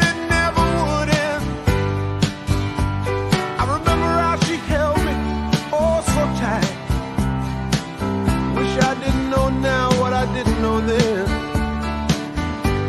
Against the wind, we were running against the wind. Yeah, so some classic Bob Seger and the Silver Bullet Band with "Against the Wind" started a 6-week run starting this date in 1980. And if you like the movie, if you like sports movies, Adam, there's a movie called "The Love of the Game." Yeah, I've heard of it. Have you seen it? No, because I haven't seen it yet. With Kevin Costner, and he's a pitcher for the Detroit Tigers, and he goes into he cuts his hand. I'm sorry, there's a scene in that movie that made me want to throw up, because he cut his hand and he's coming out of the wood and he goes, "Jade," and he falls in there and the whole blood is coming down his arm. It's like, oh God, it's like, ugh, and he rushed into the hospital and he had to go back, rehabilitation wise, and we have, I have a friend of mine that has a problem like that right now, who's a friend of the show. We'll talk about that later, in the program. And you might be, we'll send his prayers to him. Hopefully he does really, recover. And I'll tell you who it is by text message if you have your phone. I'll text you in a few minutes. Sure. So anyway, so that's a long rerun for the Silver Bullet Band and Bob Seger, everybody who wants to call it. Did you see this catch on Monday afternoon? Speaking of the Orioles, Michael A. Taylor used to play for the Nationals, who got traded to Kansas City. Mm-hmm. I want to show you this catch. Is this the catch of the year? I don't know if this is the catch of the year. So let's play it. It's really a fastball with a different grip is all it is. That pitch is out over the plate and hit the deep center field. Taylor is at the track. He's at the wall, and he caught it. Michael A. Taylor got his foot on the wall and catapulted himself up and may have taken a home run away from Kisner. He did. Michael A. Taylor robs Kisner to end the bottom of the fifth. Do you think that's the play? Yeah, from what I've seen so far, I got that was an incredible catch up, putting your foot on the wall and robbing a home run. And my question: when did Zach Greinke go back to Kansas City? When did that happen? I got no. I can't. Yeah, I think he was in Arizona. He was in Arizona. Then he went to Houston. Yeah. And then now he's in Kansas City. And I know he started with Kansas City before he got traded to Arizona because of the health issues he had. Because I think he had some mental issues, mental health issues. I want to get this. I think I found this video. I think this is from Pittsburgh. I want to play a video real quick here. Our folks out there in Pittsburgh, the CBS affiliate, I want to say thanks for us to let us borrow this. Thanks to the CBS TV in Pittsburgh. A little more information about that girl from JMU that you want to, in the meantime, folks. She's from the Pittsburgh area, so it's pretty interesting. A lady from Pittsburgh, passionately, sadly, they found out yesterday that she committed suicide. Wow. Yeah, really, really sad. And I guess mental health is something that we need to worry about. But let's just play this interview real quick. Thanks for the folks, the courtesy of the folks at CBS up in Pittsburgh. In the South Fayette School District, they are mourning a former softball player. 2020 graduate Lauren Burnett died this morning. KDKA's Shelley Bortz joins us live in McDonald after talking with one of her former teammates. Shelley. Well, Lauren Burnett played on this field right behind me for 4 years before taking her talents to James Madison University. Now, the university announced her tragic death this morning, rocking this tight-knit community. Heartbroken. Abby Neal was a sophomore on the South Fayette softball team when Lauren Burnett was a senior. She shared these pictures with KDKA. Neal tells me she looked up to Burnett, not only as an older teammate, but a friend you could turn to in time of need. Even though she graduated 2 years ago, Neal says her loss was felt at school today. She definitely was a light. She really, on those hard days, she definitely was uplifting. She definitely was a team leader. Burnett, a sophomore at James Madison University, had been the Duke's starting catcher the past 2 seasons. She helped take the team to the College World Series in 2021. Just yesterday, she was named the Colonial Athletic Association Player of the Week following a weekend series in which she went 7 for 9 with 7 RBIs, 4 runs scored, and a home run. She was a really good batter. I'm not sure her batting average, but she was one of our top hitters on our team. In a statement to KDKA, JMU President James Alger says, in part, "Our hearts are aching hearing the news of the loss of one of our student athletes. Lauren Burnett was a high-achieving member of our softball team and a great ambassador of JMU and our athletics program. Our thoughts are with her family, her coaches, teammates, and friends. Neil tells me she will remember Burnett for much more than being a great. We're sad that happened down there in Harrisonburg. My parents have a house down there in Macedon, and so that's technically a home away from home when I get a chance to go down there for skiing. And I know the area real well. It's a great college town, a very tight knit community, and my heart goes out to them. And they found out today. They did an autopsy. They found out that she committed suicide. That's sad. Yeah, I mean, I can remember all that success you're having in baseball and softball. I guess that didn't help with the mental issue, with the mental state of everybody. And I think ever since this COVID thing happened 2 years, I think everybody's in this mental state now because you don't know what to do. You don't know if you're allowed to go out. You don't know, and these things affect people. But we don't know about her history, so our hearts go out to her and her family and the people in Pittsburgh. And thanks for the folks at WKDKA up there in Pittsburgh who had that on YouTube. I put that out there. What's Steve? Let's make it. I mean, let's get some brightness in the show. Yeah. I can remember when James Madison went, to Oklahoma City, and they played a heck of it. Yeah. And their team was incredible. Exactly. All right, Steve, how you doing? We were just talking about the girl from JMU that passed away last week. Who tragically the sophomore catcher. And we were playing the video when I found from the folks up in Pittsburgh. She's from Pittsburgh, and it's really sad. A sophomore, took her life, by suicide. It's really sad. Yeah, that's not a good thing you want to hear. Yeah. So I was playing the interview, the interview they did up there in Pittsburgh with, So we're gonna, get back to some brightness here, And I asked both coaches we had on the show, Coach Tyler and Coach Schulmeyer from UMBC, and what would they do if they had a situation? And they said they will let the administration take care of it. Yeah. Yeah. So anyway, I didn't know this was the Revolution's home opener tonight. I thought they already had it. No, that was their home openers tonight. Yes. Yeah, I didn't know that was tonight. I thought they already had it. I thought everybody opened last weekend. I guess they stayed on the road for one more weekend. So what's the update? We're update right now. We're going into the bottom of the sixth inning. It is 3-0 Gastonia. Mm-hmm. Right now, the Revolution just walked a run in with the bases loaded to give it a 3-0 lead right now for Gastonia going into the bottom of the sixth. So how's the crowds up there? First of all, how's the weather?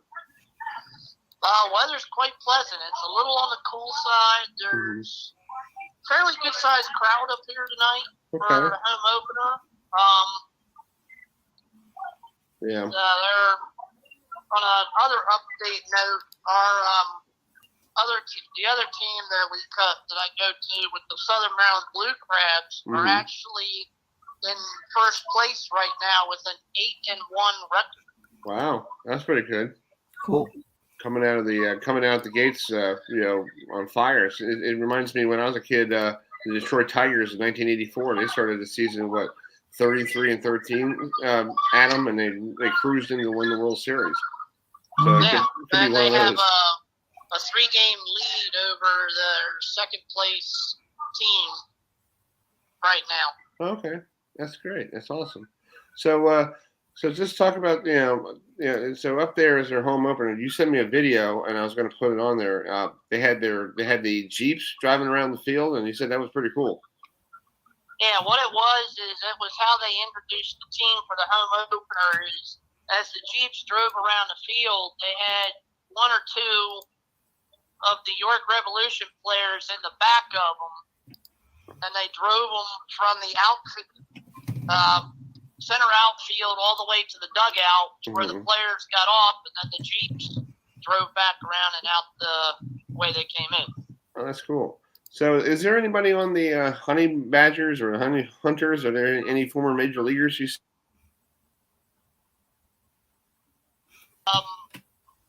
Name that is quite familiar, but I don't think he is related. Is the guy who plays on.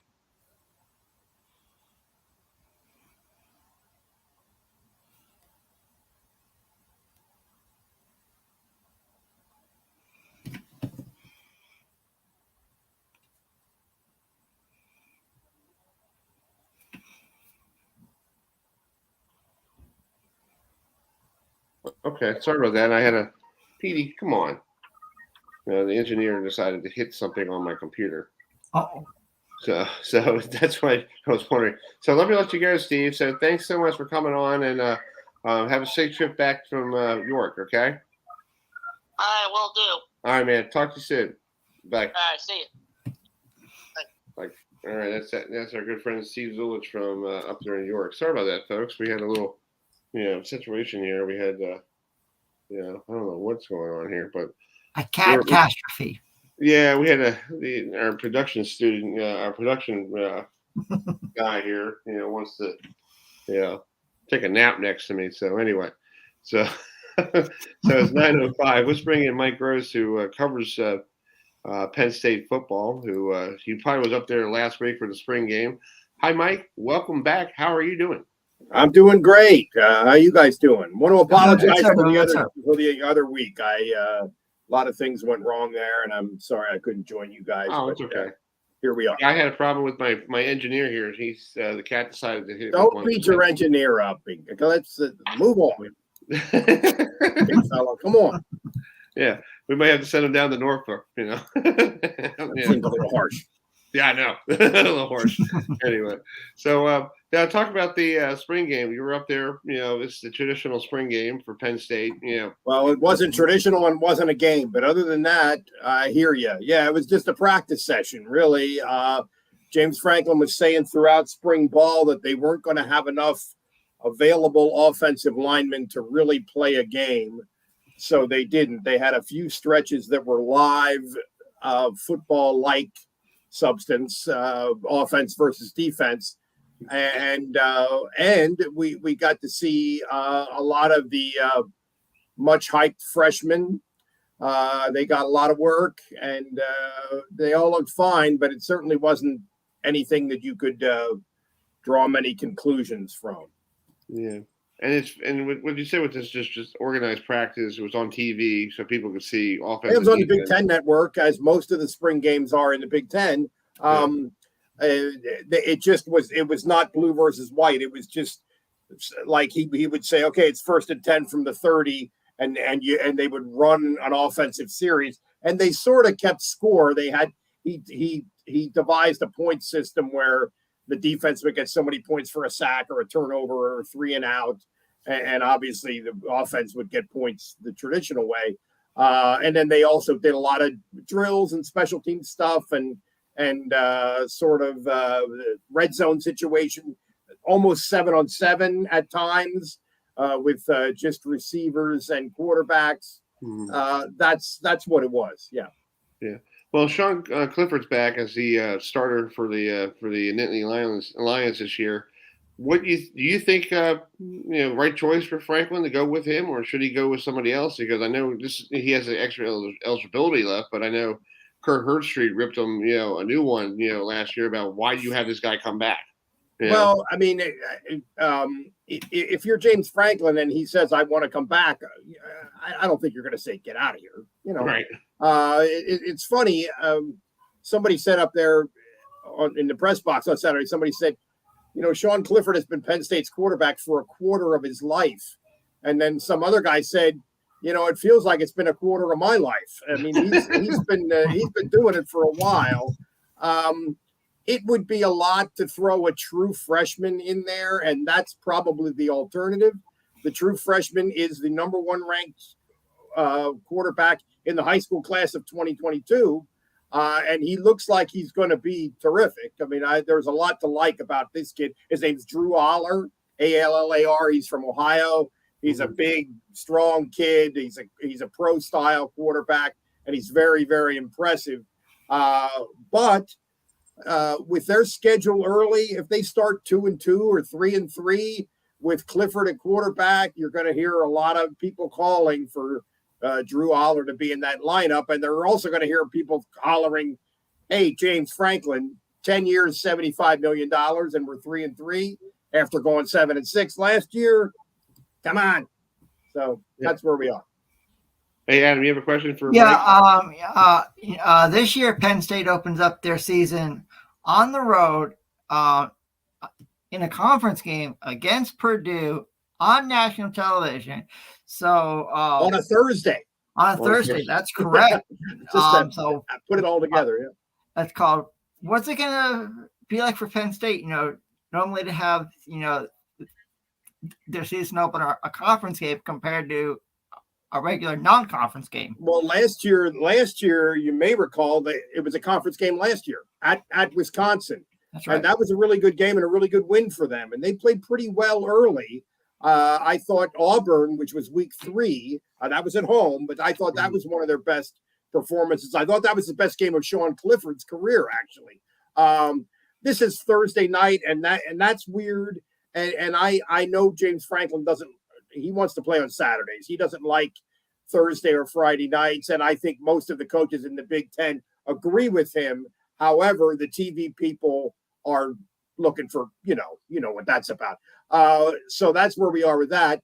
And then this year they go to Auburn week 3. So they've got a lot early. During the winter, the Big Ten tweaked their season schedule a little bit to sort of readjust after some of the tweaks they had to make because of the pandemic. And they moved Penn State's game with Ohio State back a little bit. I think that was a break for Penn State. I think that was very, very fortunate. But their schedule is kind of tricky. Yeah, I agree. I was looking at the schedule here. If you're at Purdue, and if you beat Purdue on a Thursday night, that's great. Then you're home against Ohio. Ohio does really well in the MAC. They were good. Yeah, Ohio was good last year. Yeah. And now Purdue was very good at the end of the year last year. Beat Tennessee in a bowl game and were playing very well, but they lose a lot. They throw the ball all over the place, and I don't know if in week 1 they're going to be prepared with all the changes, with everything that they lost. I don't know if they're going to be prepared. They might not be. They're certainly not going to be what they were at the end of the year last year. But still, that's a serious game. That's a tough game. Hey, let's talk about Coach Franklin. I was going to ask you, he's in his 10th season, up there in Happy Valley. What's his grade so far? Is everybody still happy with him, or do you want to go, get out of here? Well, no, happy is too strong a word. It's almost like do you approve of the president? I mean, nobody approves. It's sort of like a mixed bag. I think a lot of people perceive Franklin to be a very good administrator, a very good CEO, certainly a good recruiter, but not a great game day coach, not a great X and O coach, very reliant on his coordinators and very reliant on making staff hires and kind of knocking those out of the park. And when he hired Mike Yursich to be his new offensive coordinator, I think everybody thought that was a home run. It was not a home run last year, but a lot of things go into that, most notably offensive line. The new defensive coordinator now this year is Manny Diaz, who was recently the head coach at Miami. And he's changing some things, and they have some holes to fill defensively. They were very good defensively last year for the most part. But they lost some pieces on defense. Penn State had 8 guys get taken in the NFL draft. That's more in Alabama. It's more in Ohio State. I mean, so they lost some. There's no question. Is this talking about Manny Diaz? I feel like he got a raw deal down in Miami. I think they completely just ran him out of town because I think they saw the opportunity to get Mario Cristobal, which Mario God love him, but he's not Nick Saban, Mario Cristobal. They saw the opportunity to get him, and of course he's a Miami guy with deep roots there. Although to an extent, Manny Diaz was too. With his family and everything. So. Right. But you're right. I think he kind of got a raw deal, and they certainly, it was sort of a thing where they pushed him out the door so they could welcome Mario Cristobal. Yeah, I think it's like Mike was like, let's say when you go to work tomorrow and they look at you, Mike, we're gonna get rid of you and we got your replacement coming in at noon. You'd be like, okay, have a great day. Well, I guess I wouldn't. I don't know if I'd be exactly. That's how I'd say it. But I hear you. Yeah, it's weird. But seriously, these college coaches are used to this nomadic existence. I mean, it's crazy the lives that these guys lead. And so Manny Diaz got canned, and like a week later, we were interviewing him at Penn State. He completely flipped his life and moved 1,200 miles, and that's how these guys live. And I guess you'd say he landed on his feet because he is a defensive guy, and he's a defensive coordinator at a pretty good program. Certainly, Penn State is in better shape than Miami right now. Right. Now, I enjoyed talking to Manny Diaz at the ACC kickoff the last couple of years. He very nice guy. He's right. I know about Miami's system because my brother's a big Hurricane fan, and I hear it all the time from him about how we need to do this. I'm like, well, you're stuck in 1980s, okay? You're still trying to think Jimmy Johnson's coaching. Yeah. One of the things that Diaz is really big on is being aggressive about getting after the quarterback. I mean, he really is. I'm willing to sell out to get after the quarterback, and they probably are going to need to sell out because I don't think they're going to be able to get sacks and get constant pressure with the front four that they're likely to have at least early in the year. So we'll see how he sort of mitigates that. That's going to be an interesting piece of the season because they've been pretty good defensively, and they had a guy who I think was really respected in Brent Pry. And obviously he was respected because he got the head coaching job at Virginia Tech, which is a pretty big boy job. Right. So, that's a big piece of what's going to happen next fall.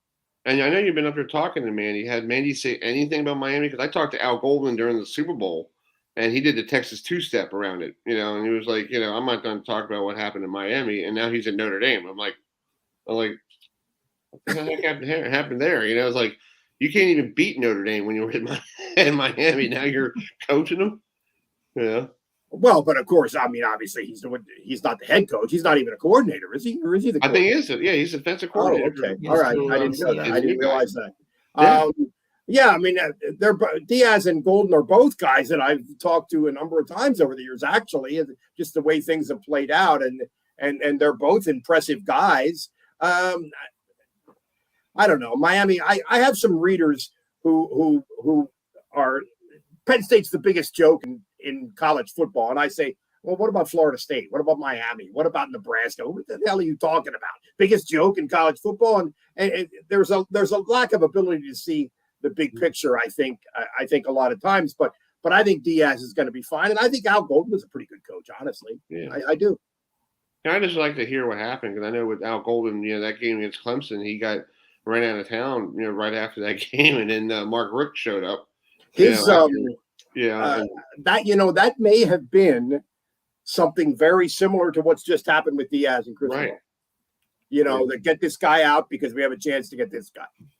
As I remember it, I don't really remember the details of that. Right. But that's sort of sounds familiar. That's sort of how it seems to me. Yeah, that's sort of how I remember it. Yeah. So what is Mike Gross going to do for the rest of the spring and summer? Are you covering any Lancaster? Well, it's interesting. I heard that previous conversation you were having about the York Revolution, and they were saying they drove the guys in cars on opening. It did exactly the same thing with the Lancaster Barnstormers. Really? In the same league. Cool. And exactly the same thing. They had guys coming in one of those. What was that? The DeLorean.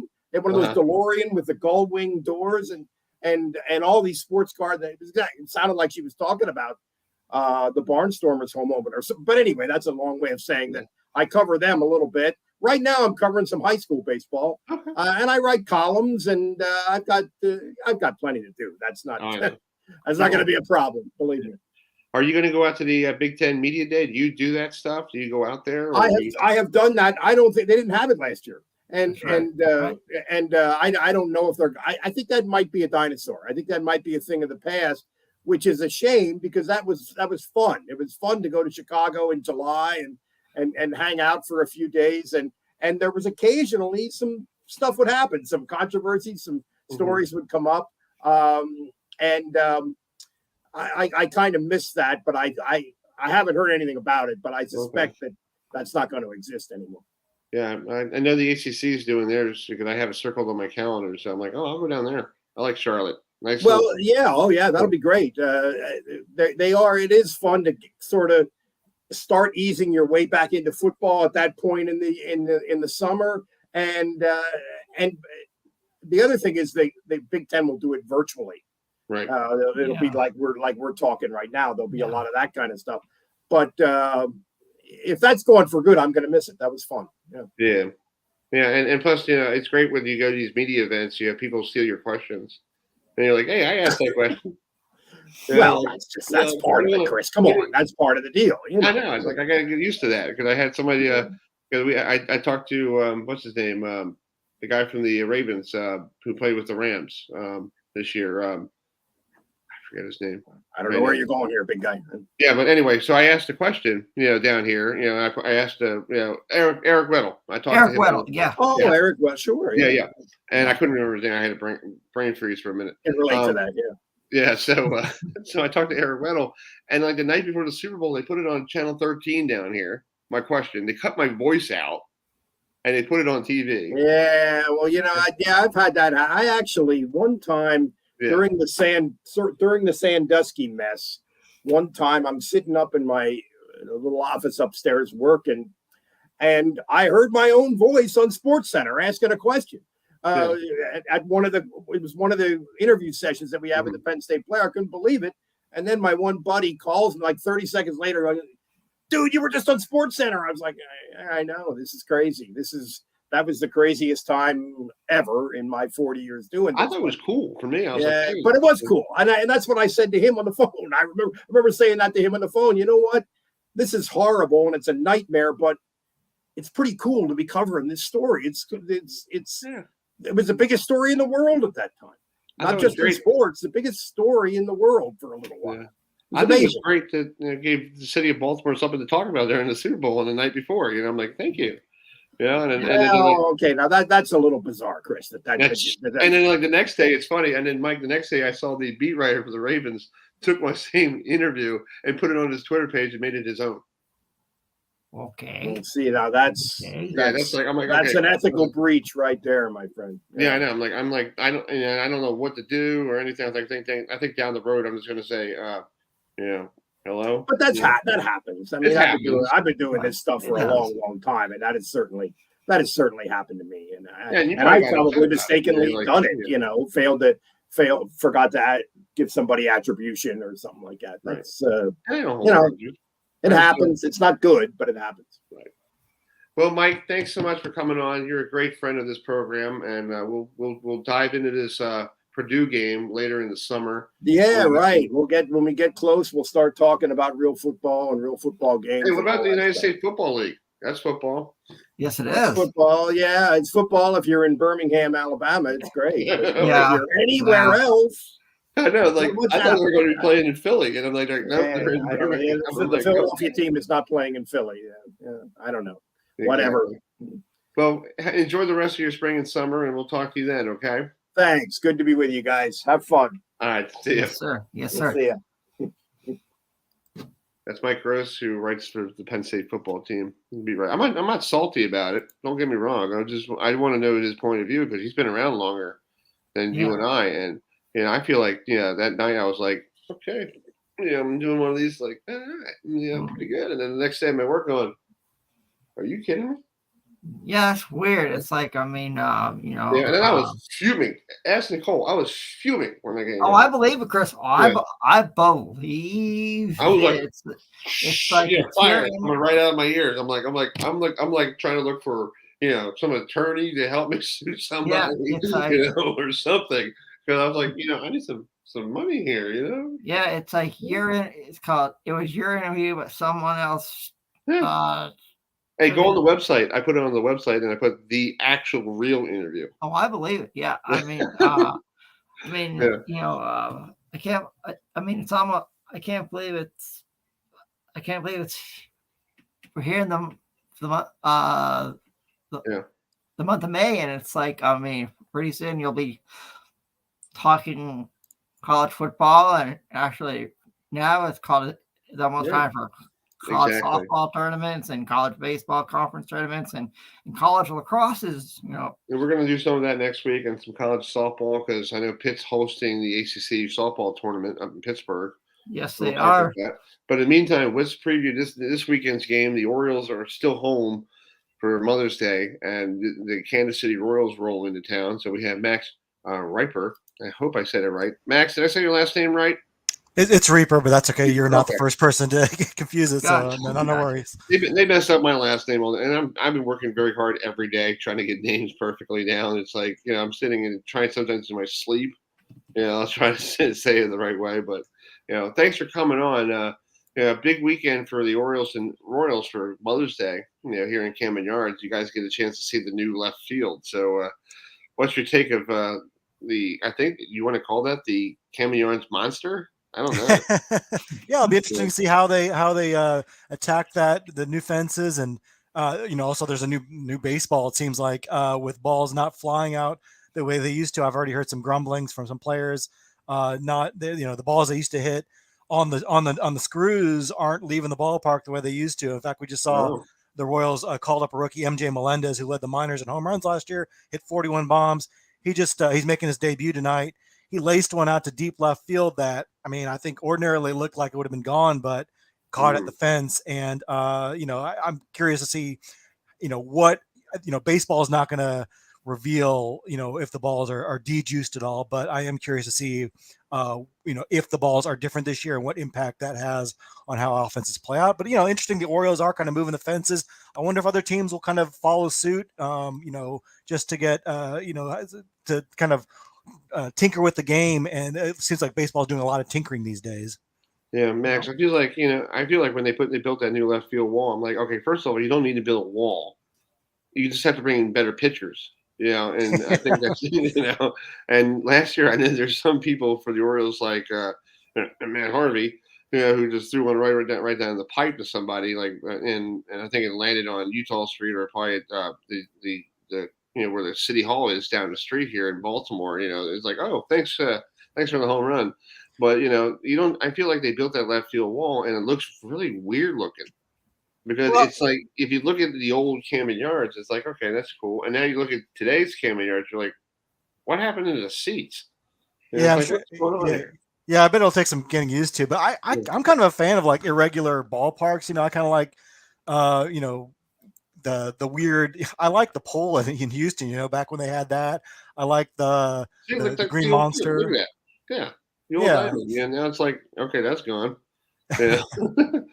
Yeah, that's from last year. Yeah, the last series you guys played against them. You know, down here with literally there's like nobody in the stands at all. It's like, yeah, there's like maybe like 5 people there. You know, in September. Have you guys been noticing less offense, less balls leaving the park? Because that has a pretty big effect so far. I think they had one last night. I think the Twins trying to figure out the wall, because I think the Orioles got like a triple off of it, and you know they misplaced it or something like that. I saw the highlights of it this morning. I was like, well, I guess that's the first one that ever happened. Yeah. You know, but I feel like, you know, I just feel like it's just really not. It looks weird looking. Yeah, it's like, yeah, don't mess around with things. Yeah, just if you have to raise the mound, raise the mound. If you have to bring in robots to pitch, you know, that's fine. You know, but you know, don't ruin ballparks. It's almost like remodeling Yankee Stadium. Yeah. Yeah, like they did that back in the old days in the 70s. My dad was telling me that's cemetery, you know, in center field, they had all the monuments in play. Yeah. So you had to go around the monuments to pick up the baseball. That's crazy. Like, that would be nice if you ran into like Mickey Mantle's statue, and when you're trying to catch a home run, you know, like a double, you know, like you're right in there. You know? So yeah, you guys, they used to have that pole in Houston too that you used to have to get around. Yep. And, the hill, and the hill. They kind of got rid of that. I do feel like it's kind of by Baltimore. Like if you're not a very good team, like reducing offense and having more close games is kind of maybe a way to steal some wins. I don't know if it's going to have that big of an impact. Like you said, they probably need better pitching, but if you're going to develop pitchers, maybe that's a good way to do it, is like make it a little harder to hit home runs. Maybe that helps their confidence a little bit. And I can see that being a good way to kind of develop some of that pitching. Exactly. Adam, you got a question? Yeah. Now you guys in Kansas City have one of the top prospects in all of Major League Baseball. So tell us about what's it been like to have one of the top prospects in all of Major League Baseball play for the Kansas City Royals this year. From what I've seen, he's turning out to be a pretty good player for you guys out there in Kansas City. Yeah, and it'll be fun when the Orioles call up Adley Rutschman, because I think everyone has those two, like him and Bobby Witt Jr. on the Royals. Yeah. And then number one and number two on, depending on your prospect list. Witt already at the big league level. In fact, tonight he had his first big league home run, which is nice to see. Cool. He really struggled his first really 2 weeks, maybe. He was getting a steady diet of sliders. If there was a knock on him in the minors, it was that his plate discipline wasn't great. He had a kind of a high strikeout rate at first, but he adjusted and hit better as the season went along last year. So he got a steady diet of sliders, and, he was kind of having trouble, not swinging at some of those pitches off the plate or swinging at bad pitches, but he started to come around, and now he's got a nice little hitting streak. He's hitting the ball hard, which is good. And like tonight, he kind of hit a pitch really it was at his ankles, and he golfed it out of Kauffman Stadium, which isn't an easy thing to do. You guys know it's a bigger ballpark. Mm-hmm. Like I said, those new baseballs this year aren't really flying this year. So he's got some good strength. So it's been good to see him starting to hit. He's provided good defense all year, even when he wasn't hitting. He's been very solid at third base, strong arm, very quick reflexes. So at least he was contributing, and he's got blazing speed. I mean, yesterday he had a routine grounder and hit it and beat it out for an infield single. So he can hurt you a lot of different ways. It's nice to see that bat coming around a little bit. And that's kind of what you expect from a lot of rookies. Julio Rodriguez with Seattle, kind of the same thing, was struggling early on, and he's starting to turn it on a little bit. So there's a learning curve there. But I think in Kansas City, we're really excited about it. I mean, the sky is the limit with the kid. I don't want to put too much pressure on him, but he's definitely a guy that could be a franchise player that we really haven't had in Kansas City for quite some, really since the George Brett days. I mean, maybe Carlos Beltran, if you want to count that brief period when he was on the Royals, but it's nice to have that player in the lineup, and it seems like he's at least on his way to developing into a solid major league player. Yeah, Max, when did Zach Greinke sign with you guys again? I was looking at the game yesterday. I'm like, where did he come from? I thought he had a good time in Houston, pitching with the Astros, and now he's like back with you guys. And he started with Kansas City before. I think he had that mental health issue that they sent him to Arizona or something like that, right? Yeah, you probably had to check the calendar to see what year it was when you saw Greinke back on the mound. Yeah, it's like a throwback. It happened right after the lockout ended. The Royals were able to trade Mike Minor, who was a not very good pitcher last year, traded him to the Reds, were able to dump his salary. And with the savings, they reached out to Zach Greinke. I guess Greinke had kind of had discussions with George Brett, Royals legend, and they've been friends like throughout the years. And they talked about him coming back to Kansas City. He said it's the place he wanted to come back to. He knew that the Royals had a young pitching staff, and I think the team saw him as kind of filling that mentor role where he could kind of show them how a potential Hall of Famer does it. And he's been great. I mean, I didn't really have any high hopes for him on the mound. He's 38 years old now. He doesn't have his 95 mile per hour fastball anymore. He's lucky if he hits 90 on the radar gun, but I thought he could be a good mentor and maybe show these young kids a thing or two, but he's actually been a really good pitcher for them as well. Not really striking hitters out, but he's not walking anyone either. He's kind of showing them how to succeed with just, throwing strikes, hitting your spots, inducing bad contact. He still has that big loopy curveball that's a lot of fun to watch. So, he's got a lot of tricks in his bag, and he's kind of finding a way to get it done. That's kind of a good thing to show these young kids. And he's giving them solid innings. So it's been a great nostalgia trip for Royals fans, but he's also been actually legitimately good on the mound. Yeah. And Zach Greinke was drafted in 2002. Where were you in 2002?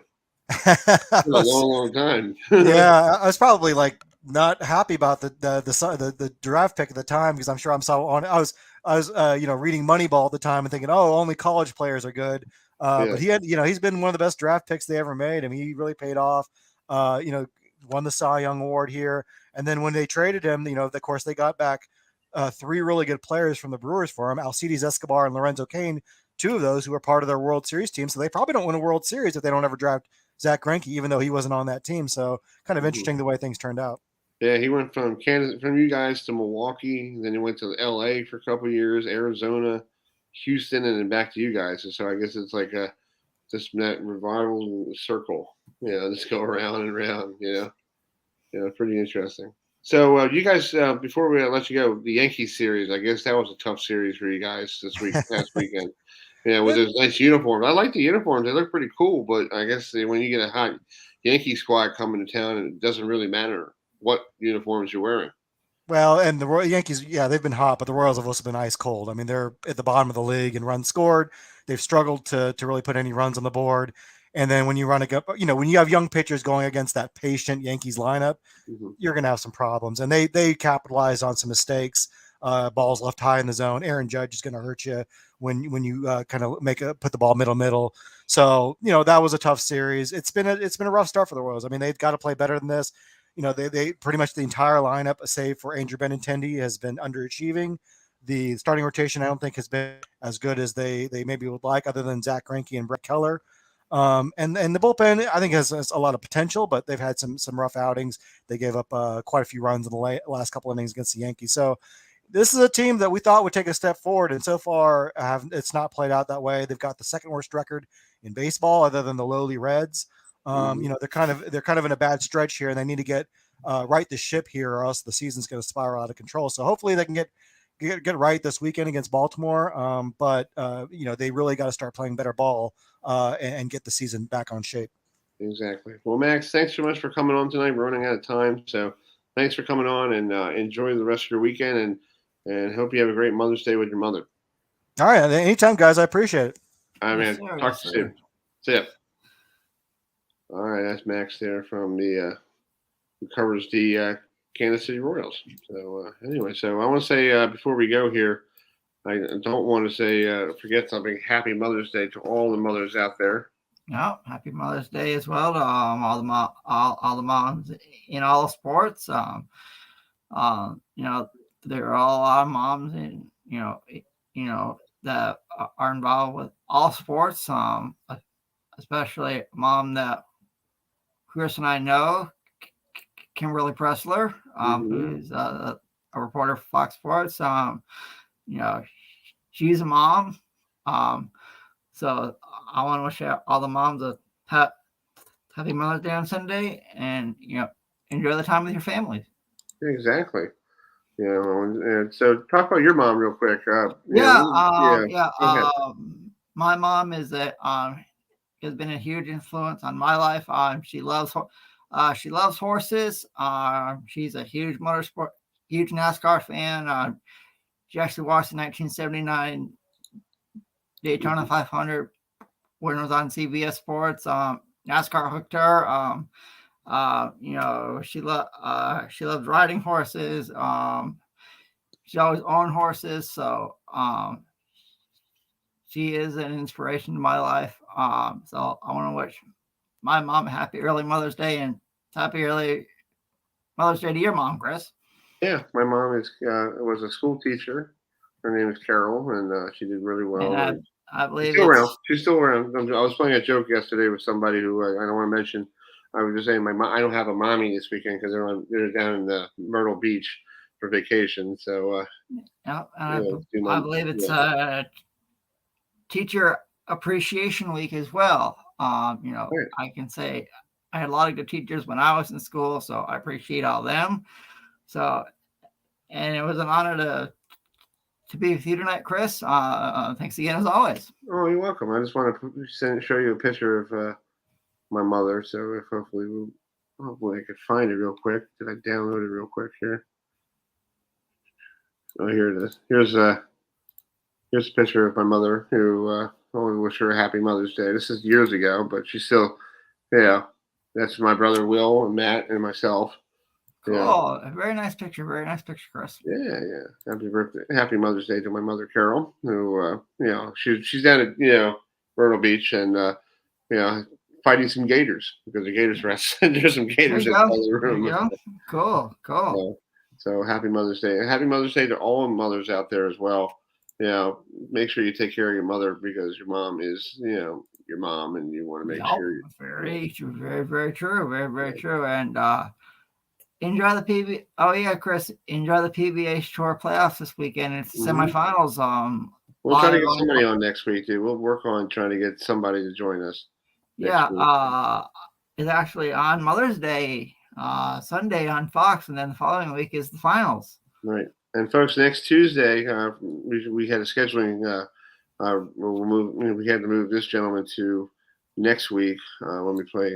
His name is DanFord, who played for both the Orioles and Twins, who are playing right now as we speak down there in Camden Yard. Speaking of Wall, that was left field at Old 33rd Street. So pretty interesting, and that's down in Arlington, Texas. So that's how the ballpark is down there. So next Tuesday, former Oriole and Twin DanFord will be on the program joining us, talking about his career. So, well, I will leave you tonight with a funny clip. I guess some days, some days you feel like you feel like this. Some days, with stuff that goes on and all that stuff. So, Adam, stay on after we're done with it. I got to tell you who. I forgot to text you who. Oh yeah.